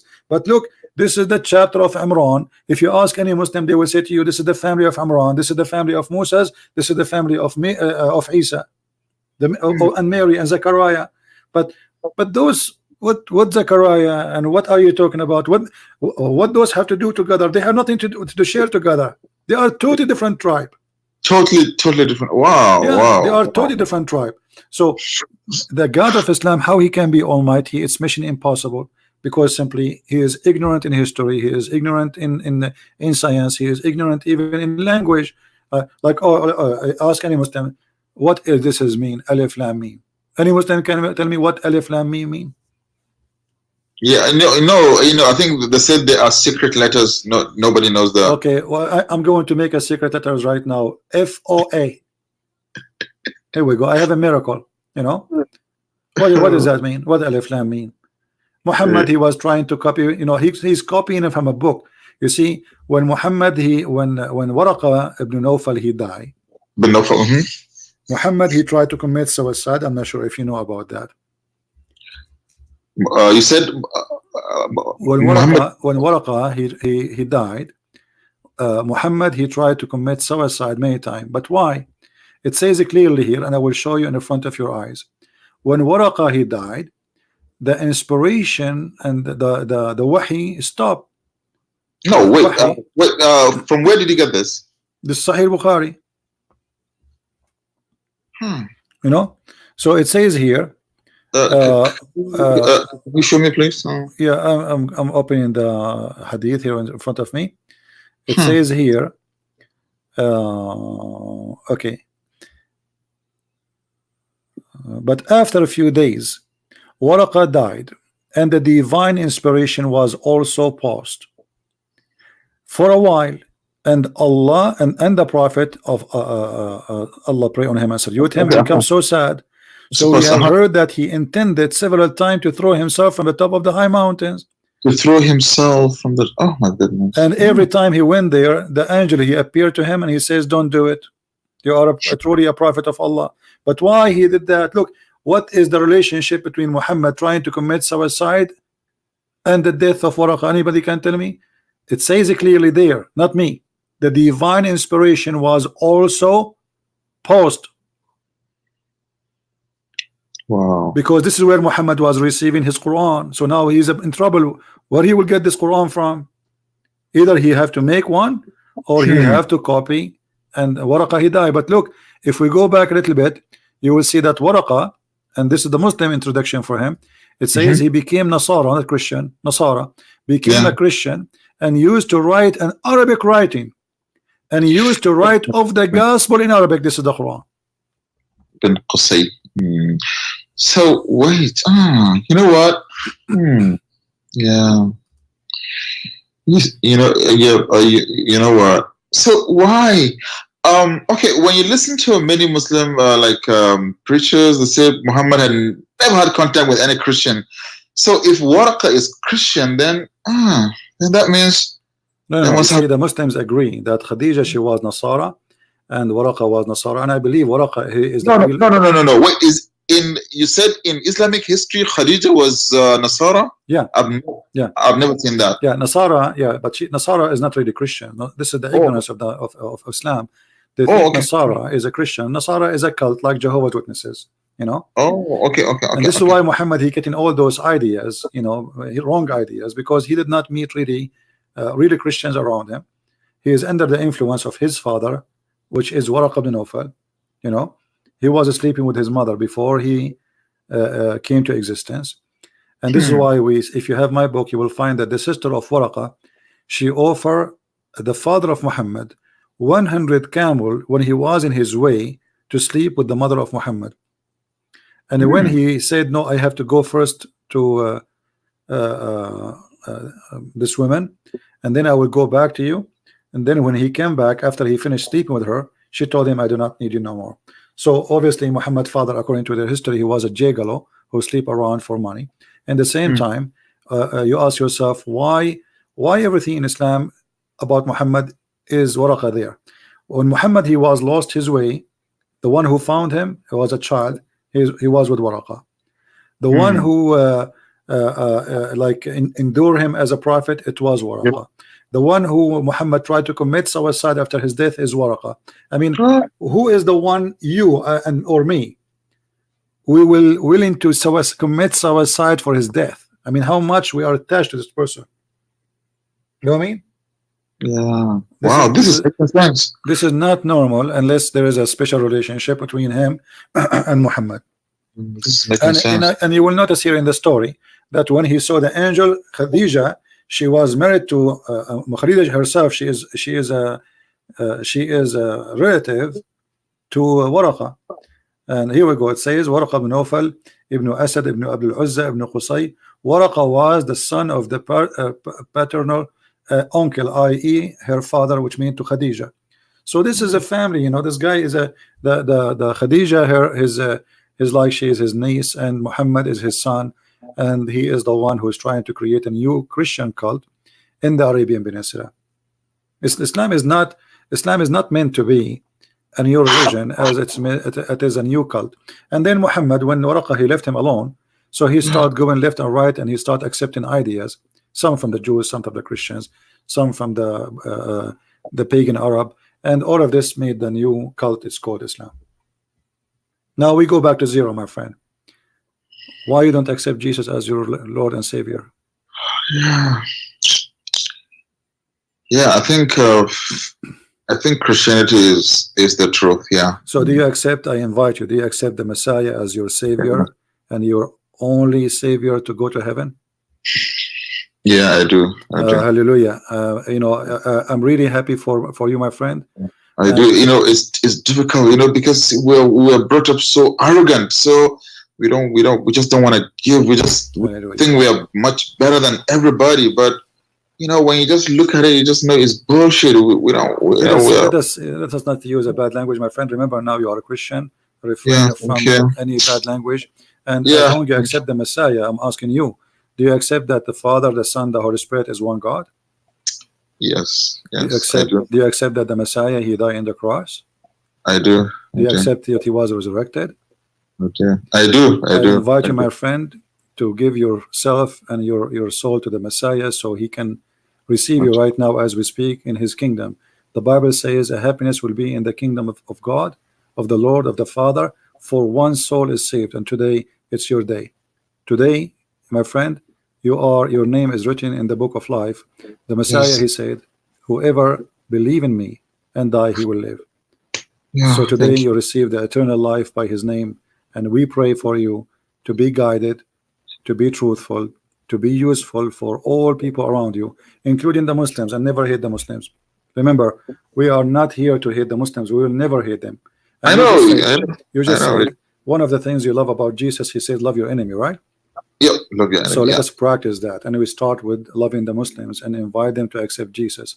We don't love evil, but we love people, even if they are sinners. This Yes. is why Jesus says, I came for the sinner. And this is makes sense. The doctor, he come for the sick. He don't come for the healthy. Right? So when Yes. people, they are saying to him, we are talking to those sinners, and this is the idea of the Jews, who they are so proud. You talk to those sinners. He said, I came for the sinner. So being a person who speak to the sinners, inviting them, showing them, guiding them, is the way, and it is the truth. But in Islam is the opposite. The Quran says, are you going to guide the one who Allah misguide?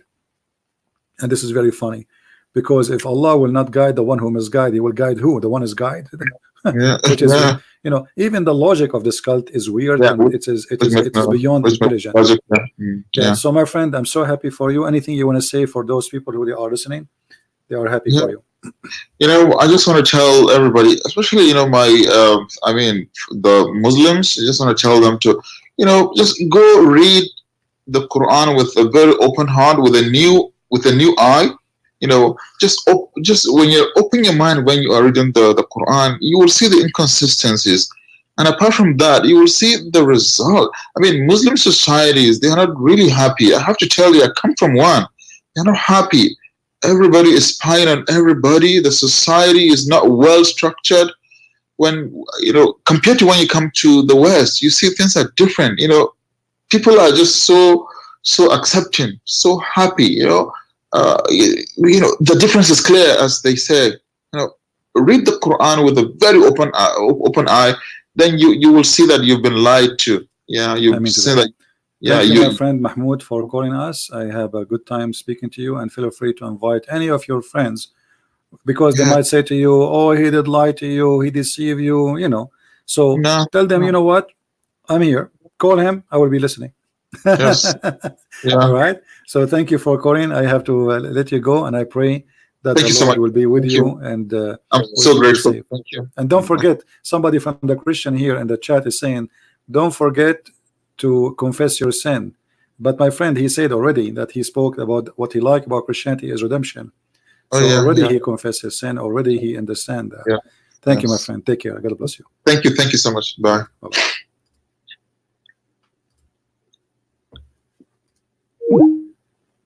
Do we have any Muslim want to fix what happened? Any Muslim want to fix what happened? You see that our friend here, our brother, he just left Islam and he became a Christian. Maybe if you call me, you can fix it and get him back into Islam, so he can get the versions. This guy, he gave up the versions and the couches and the pillow which Allah will give him in heaven. Any Muslim would like to call me? A person, his name.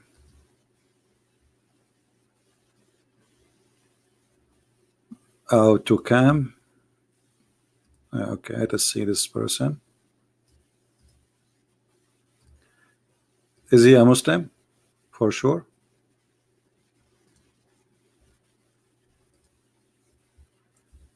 Let us see.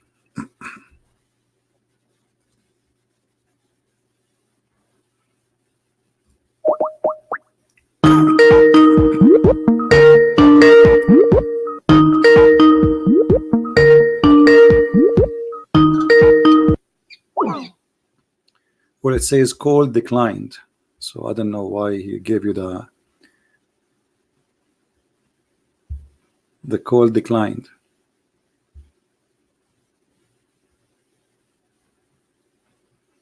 He said 5 minutes. Well, I don't know if I'm going to wait for you, my friend, but he declined my call.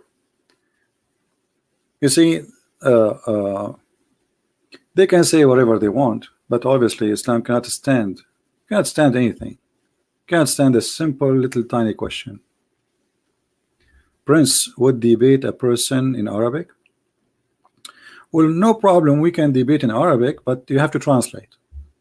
You see, because all my audience, they are people who speak English. So if you want to call me and you are willing to translate every sentence you say to me twice, one in Arabic, one in English, I have no problem. Is that fair, guys? Because people here, they have the right to understand what we are saying.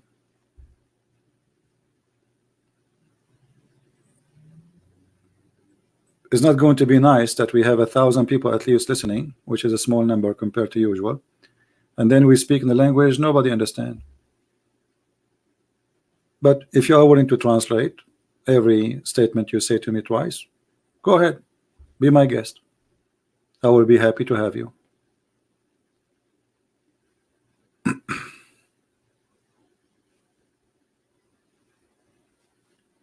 Anyone?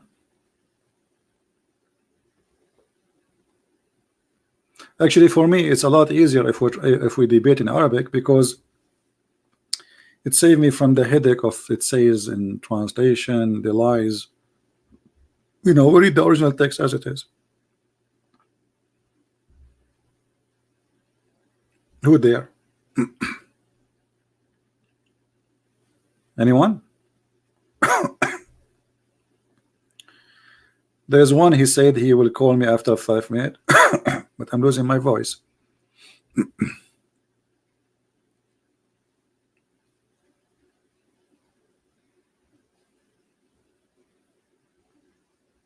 Bomba, he is challenging me in the Chinese. No problem, we can debate in Chinese. Don't worry, be happy.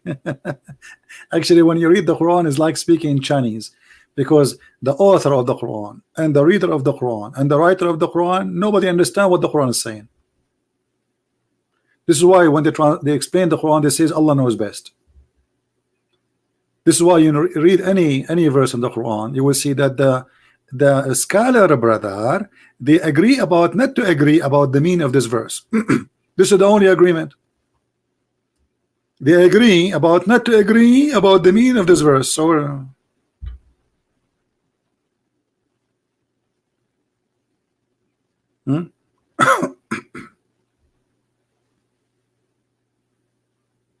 this is the only agreement.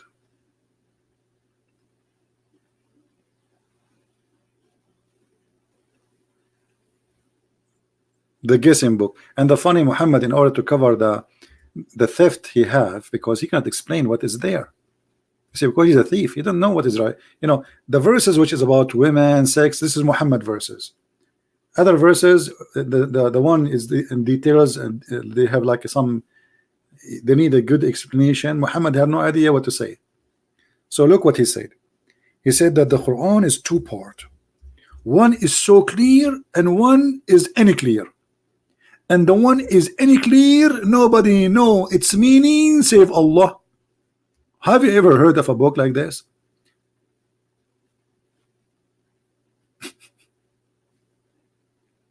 And searching its hiding meaning except Allah. Nobody knows their hiding meaning save Allah.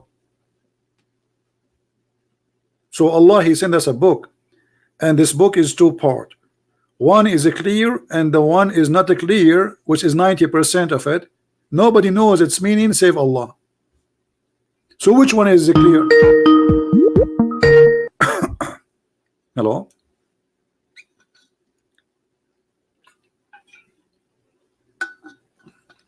Hello?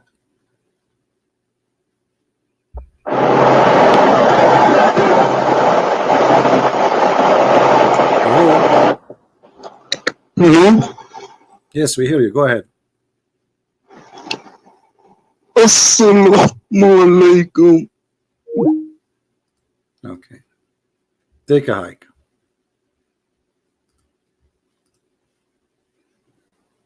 We thought you are an eagle, it turned to be a duck.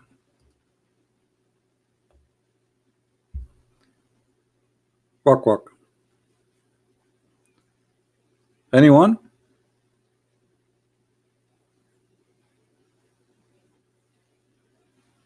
This is religion and this is God.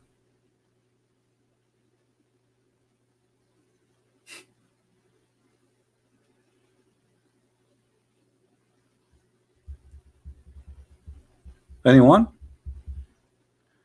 All right. Well, I'm happy today that our time was not wasted. We have a brother who accepted the Messiah from Sudan, and we showed him that Shia or Sunni, both they believe in racism. Islam is a racist cult, false in every way. The reasons of belief is false in Islam. The reason of belief. Why you want to believe in Islam? Because you want to go to heaven to get those, to get a pillow. Have you ever heard of a God like this promising me pillows? Why? Because the Arab, they are used to be poor, and the one who have pillows is the Roman and the Persian. Pillows? Are you serious, brother? Yes, brother. You will have pillows. You will have a green shirt and made it from silk. Green shirt made from silk in Iran? Yes, made in Iran. And it's called, and even he gave it the brand name. It's called Istabrak. Istabrak is very well known, made silk from Iran. So Allah will import from Iran, you know, to heaven, Istabrak. And what else, brother? You will give us honey. This is heaven. And what else, brother? You will give us women. You open a box, you find a lot of those, and they are very white. Party. And what else, brother? I cannot show you the picture, but we can show you the verse, because the picture will be a problem. You know, this is the reason to convert to Islam. Read it.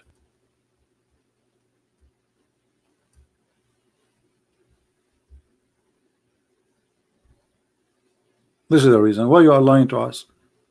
All those articles, none of them he gave us the real reasons. The Quran mentioned the reasons, because the promise of Allah is the reason to believe in what? In Allah promise.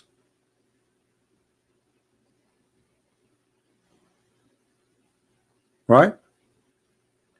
The guy, he says Jesus, he promised a throne to his disciple. Why not a chair? You see, this is because you are a silly person and you are trying to make fun of a very very high statement of the Messiah. Nothing in the heaven of God, in our God, is literally physical. This is why he said he and she, they will not get married, they will be the same as angels. So angels don't have physical needs. No sex, no food, no treasure, because the treasure is to be with God. So because you are silly and you don't want to understand, you try to make something out of something, but we laugh at you. Here we are speaking about something real. When Jesus, he speak about anything in heaven, like when Jesus said, the one who drink my water, he will never be thirsty. Is he talking about drinking water? Why? Jesus was used to carry a cup of water, go around. So either you are being silly and you know that he meant spiritual meaning, or you know you are trying to hide it and you are a liar. So which one are you, the silly or the liar? Choose one. Both of them, they fit for you maybe. But here we see a God, he's a promising us women with big breasts, and people, they will be drinking non-stop and they hit cheers. And not only that, in this heaven you will have an open buffet, have only grape and chicken meat or bird meat.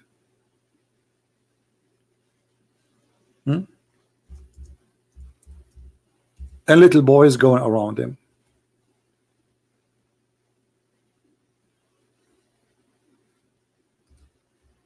This is your heaven. Handsome boys going around you. How many? 80,000 little boys, and they are again the racist Muhammad. They have to be white.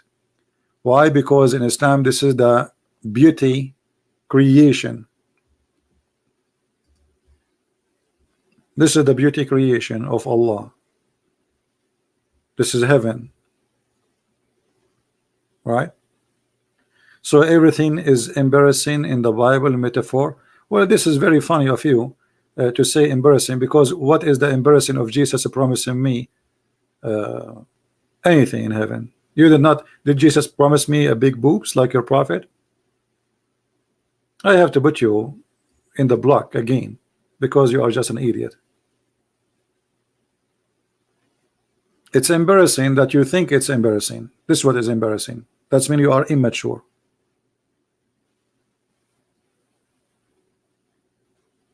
You are here for the last 2 hours. You fail to give us anything. You think it's embarrassing. And look at you. In order to avoid answering the stupidity in your book, you try to divert the topic to make it about Jesus, but you fail, because nothing we can compare between what Jesus said and what the Quran said.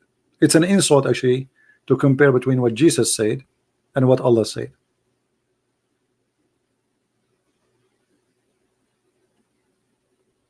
Can you show me where Jesus he promised us women with big breasts, or women they have a private partner but you touch in heaven? I'm just trying to be polite, not to say what exactly it says, because the Quran doesn't say really they are not being touched. The Quran says something totally different.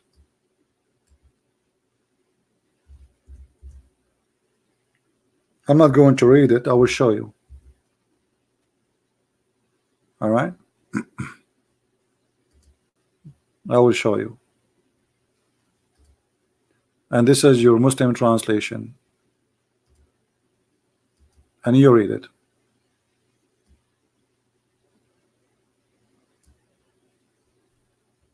Do you see it?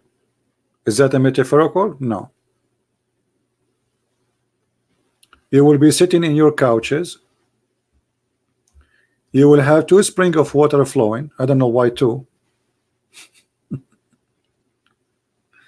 But I can explain. One of them is the water of life, and the water of will make you white. Any one of you watched the video made by the Dean Show? Anyone remember it? It's called The Description of Paradise. The Sheikh in the video in the Dean Show, he says to you, before you enter paradise, there's 2 angels. They will give you a drink, 2 drink, and one of them will make you young in the age of Jesus, and the other one will make you white and beautiful like Prophet Joseph.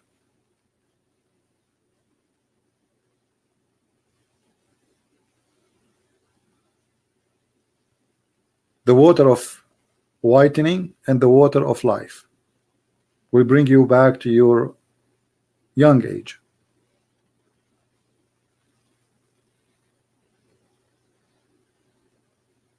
Here we see those water, and here you see Muhammad, because he is just making a statement, Arabic music. He said things which is stupid. Did you notice that Allah will give every Muslim to heaven? Did you notice that?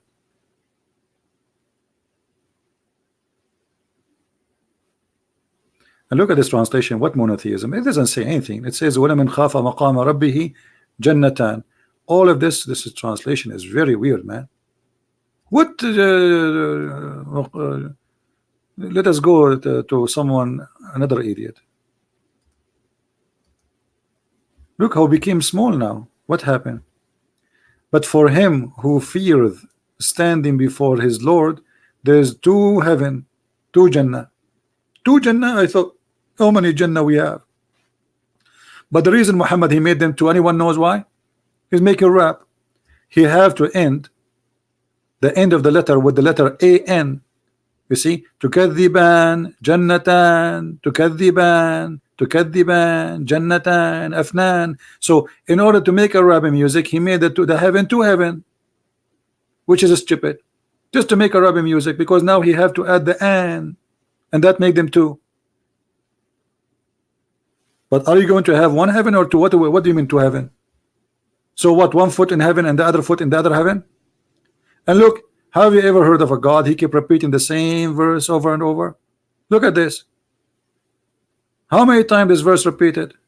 Look, let us go. Hold on. Let us go. Just to show you that this guy is just making a stupid rap, as those who go in the stage and they hold their nuts in the stage when they are talking. Look, in which in the favor of your Lord that you deny. In which of the favor of your Lord you deny? In which of the favor of your Lord you deny? In which of the favor of your Lord? God is saying that. Thank God I am not God. If this is what God do, this is the most boring job ever. I will write a book and every two line I have to add, which is it in the favor of your Lord you deny? Which is it the favor of your Lord you deny? Which is the favor of your Lord you deny? Why you don't change the name of the Quran and name it which is the favor of your book? That's it.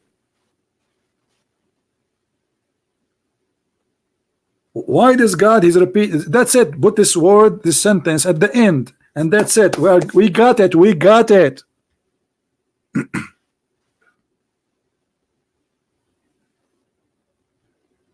And look at this. Look at this one. And for him the ships who they are in the sea. Are you sure? Are you sure that the ships in the sea are for Allah?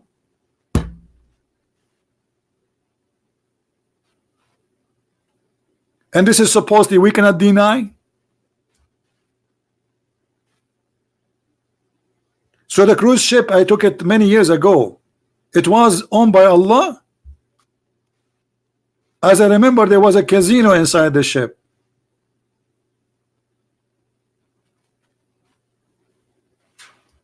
This is nothing but a spam. If somebody come to your chat, he keep posting this, you will block him.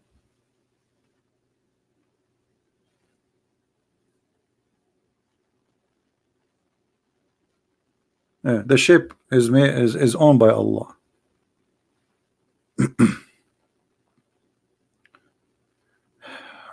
And here, by the way, this is the video the Muslim they made about the two seas who didn't, they never transgress.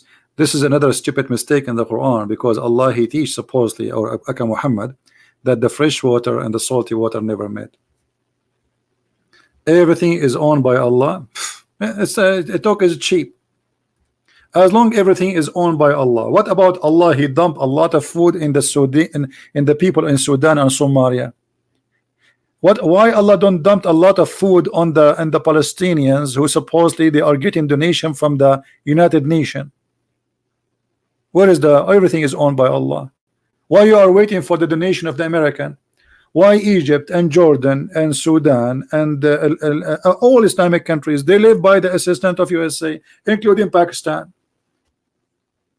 Your rice, your bread, is your oil, cooking oil is paid by USA. Where is Allah food? Will I ask my God? We say every day, we say when we pray, we say our Father out of heaven, and He give us. You Muslims, your God is not giving you. Even when you want to have security, you come to our land. You don't stay in your land.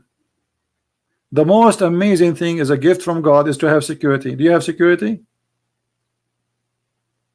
You have no security. You have no justice. What is left in Islamic countries?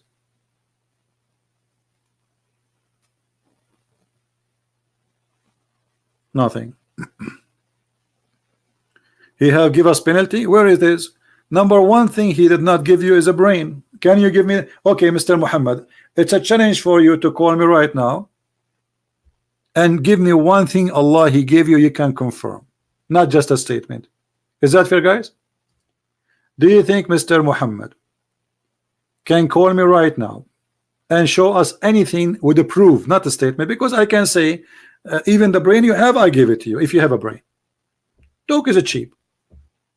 So can you call me and prove to me that Allah he gave anything of your choice? I don't care what it is. Do we have a deal?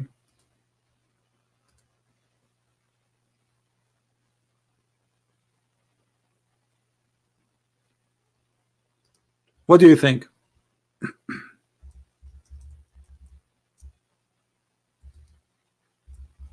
Who is a Muslim?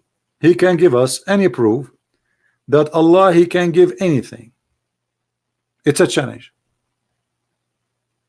See, guys, the question does not make sense. A second ago you were saying to me Allah he gave us everything, and now the question does not make any sense. You just said Allah he gave us everything. Can you prove to me he gave you anything? Anything, just prove it to me. Because anyone can say the same. Do you have a proof? As an example, do you see the verse by mistake we stop in it? How Allah he says such a stupid verse? That the salty water and the fresh water they never mix. Is that your God is talking? If he is the one who made the two water, first how he consider the fresh water sea? Your God do not know the difference between the sea and the fresh water?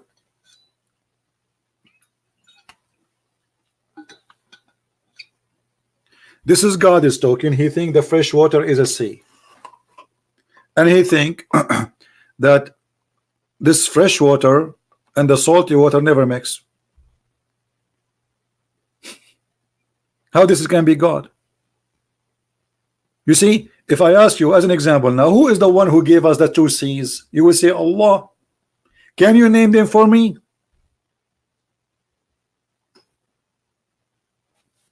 Mr. Muhammad, can you name the two seas for me?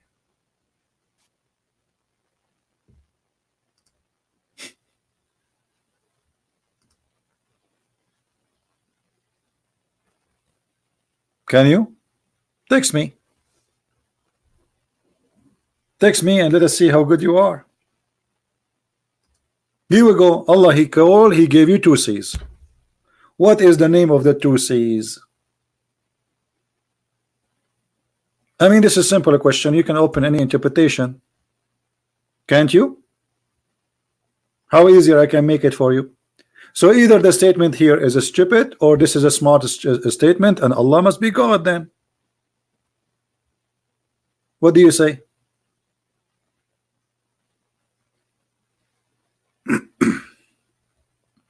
Obviously, the one who made this statement, he is an idiot.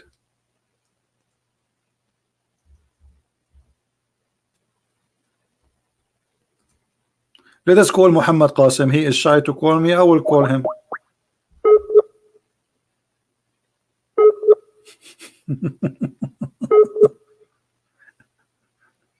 I'm trying to get busted. Look.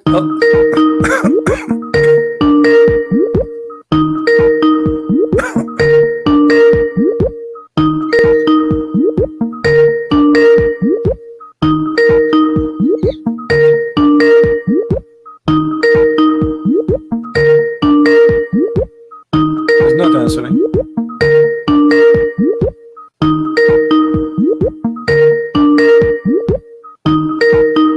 Okay. He will not answer because we got you busted in 2 seconds. If Allah he gave you everything, how he knew such a stupid information that there is two seas, one of them is a fresh water and then one of them is a salty water, and they never transgress against each other. So the God of Islam teach that the fresh water is separated and it is a sea, and the salty water is separated and it is a sea, and separated by what? By barzakh. What is barzakh? A dry land. Here we go. The Arabic is so clear. I know that the Muslim, they make videos saying the water here going in the sea, they have two different colors. They're stupid stories. The Quran doesn't say that. The Quran says there's between them barzakh, which is a barrier, which is a piece of a dry land.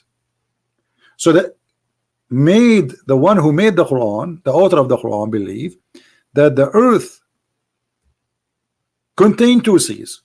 One is a fresh water and one is salty water, and Allah made them never met. لا يبغيان.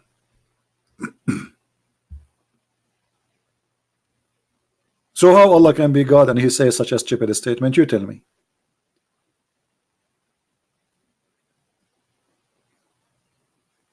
Any Muhammadan?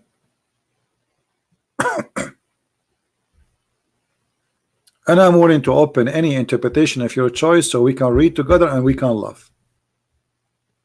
Anyone? So you see Muhammad Qasim now is searching Google, by the way. You know what he's doing now? He's searching Prophet Google. Oh boy. He's asking me for this verse now, what I will say to him. How Allah is the one who made everything, he did not know what he made. Look like your God do not know that the fresh water is coming from the salty water. They are not two separated water.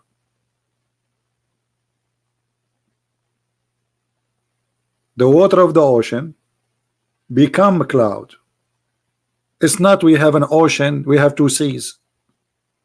Since when the fresh water is a sea? Where we can find that sea?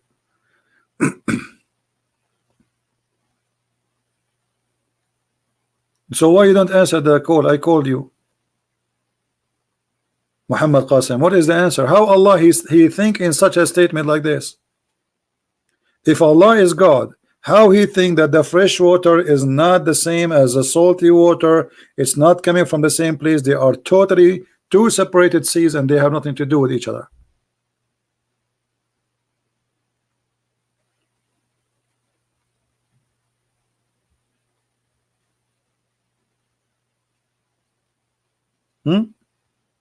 Answer. Anyone have an answer?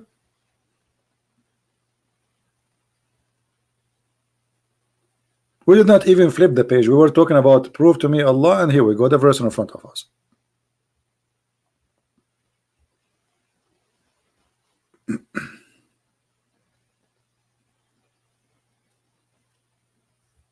Right?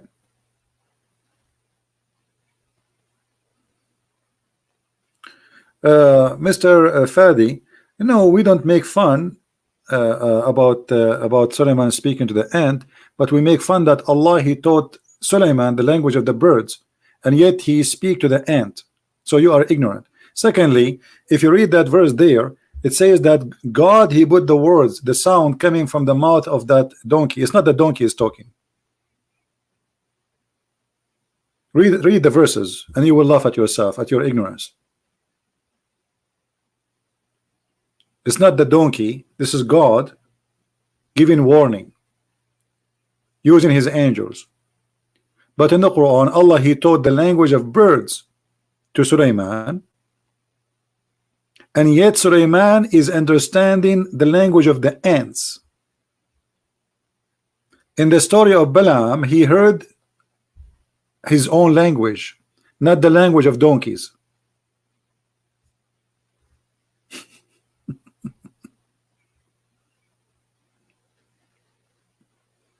Do you have something better?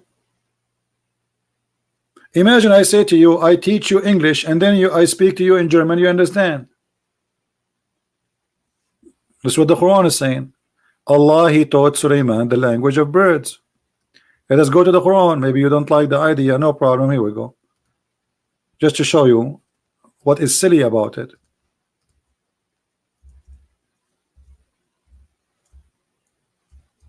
Does it say in the Quran that Allah he taught him the language of the birds? And this is how he did spoke to the hudhud, who is looking for women who have no hair in their legs. Okay, read carefully. And Cinnamon was David higher, and he said, "O mankind," etc. And then we gave him the obedience of all things truly evident, blah blah blah blah blah. Okay, here it says, and we taught him the language of the birds. Do you see it? Okay, so the Quran says Allah, he taught him the language of the birds. If we jump one verse after, we will find Suleiman laughing at the ants statement. Now I want your majesty with your intelligence to tell me how Suleiman, he learned the language of the birds, but yet he understand the ants. And by the way, the ants are mute and they don't talk. They communicate. Yes, all creatures, they communicate, but they communicate not by speaking, either by vibration or by chemical. So how he heard her? Got to go? Muhammad Qasim? Oh, he got to go. Are you there, Fadi? So this is what we are laughing at. And the verse you quote for me, you are quoting it wrong. Well, look like we are out of Muhammadan. So guys, I want to say thank you for being here. Don't forget to download the video, share it with your friends if you speak different languages, add subtitle, and pray for our friend from Sudan, our African brother who accepted the Messiah today. And remember, we as Christians, we believe that all of us, we are children of God. It doesn't matter if we are Asian, black, white, it doesn't matter. Me being white or black does not make me better than someone who is an Asian, and vice versa. That is a stupid lie. Those who believe in supreme ethnic, they are themselves, they have mental issue, they have sickness. You can find that some like let us say in some society, whatever poorness exists, crimes will go high. Right now, if we have a city, all the city there is white, and there's no jobs, and there's drugs, and there's no education, crimes will be spiking high. Have nothing to do with the color. Give people education. The Bible says our enemy, what my people have been destroyed by what? By their ignorance. So my friend, all of us, mankind, women and men, our enemy is ignorance. It's not a color of a person. When you are ignorant, you fail, because anybody can fool you, anybody can lie to you, anybody can deceive you, anybody can steal your money, anybody can use you and abuse you. So all of us as a Christians, we should stand against unjust, because if there's a just and unjust in a place, there's unjust everywhere, and that unjust is like a bacteria, will spread. So if you think there's unjust in this place, then, and you think you have nothing to do with it, you are just waiting for it to come to you. You know what I mean? It is unjust to let unjust happen, which means if you can change the situation of being unjust and you just watch, you are part of injustice crime. If you see a woman being raped and you do nothing to stop the rapist, you are a criminal too. You are no better than the rapist, especially if you can stop the crime. So we Christians, we've been called for to be just and to be fruitful and to be loving. And one of the most important things about justice is love, because if you love everybody, then you love to be justice to them. This is the fruit of love. Justice is one of the fruits of love. Love your enemy. What does that mean?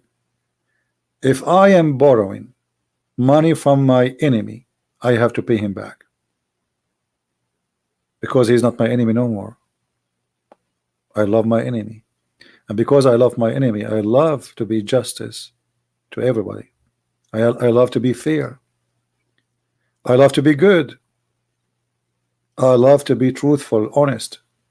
So love is a source of every good thing happen around us in this earth.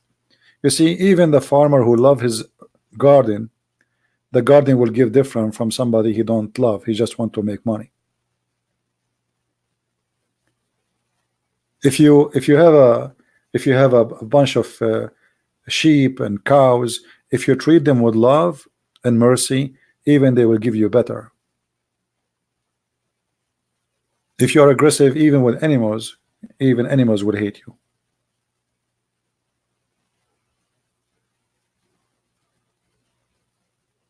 And this is why Muhammad, he cannot be a person to follow. He ordered to kill dogs, and dogs are very, unique creatures. They are best of friends for a human being. Now, there's bad dogs, but there's bad human, right? There's bad dogs, but there's bad human. There's bad human who do way worse than what dogs can do. But there's millions of dogs who they are very good dogs.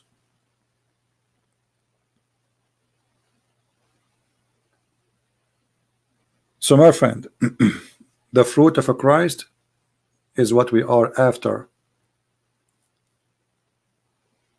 And the fruit of a Christ will lead us into his heaven. We are not after the heaven. In Islam you are after the big breast, you are after the women, you are after sex, you are after wine, river of wine, a river of honey and crazy stuff. We are not after that. Our glory and our happiness is to be with the Lord. The heaven is just his place. It can be whatever it is. Our happiness is to be presented with him, exist with him. It's not about what he will give us. We are not believers because he will give us some things.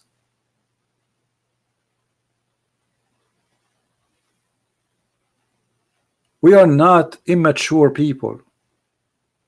You see, immaturity starts from this: what you will give me, not who you are. So if there's two people in front of you, one he says to you, I will give you a car, the other one he says to you, I will give you a villa. You choose the one who will give you a villa. But maybe the one who will give you the villa is the devil. But you choose the villa. We are looking forward to be with our Lord, who is holy. His holiness is what attracting us to him, is what making us obey him, is what making us following him. It is not money he will give. He will give us no money. He said that clearly. No money, no sex.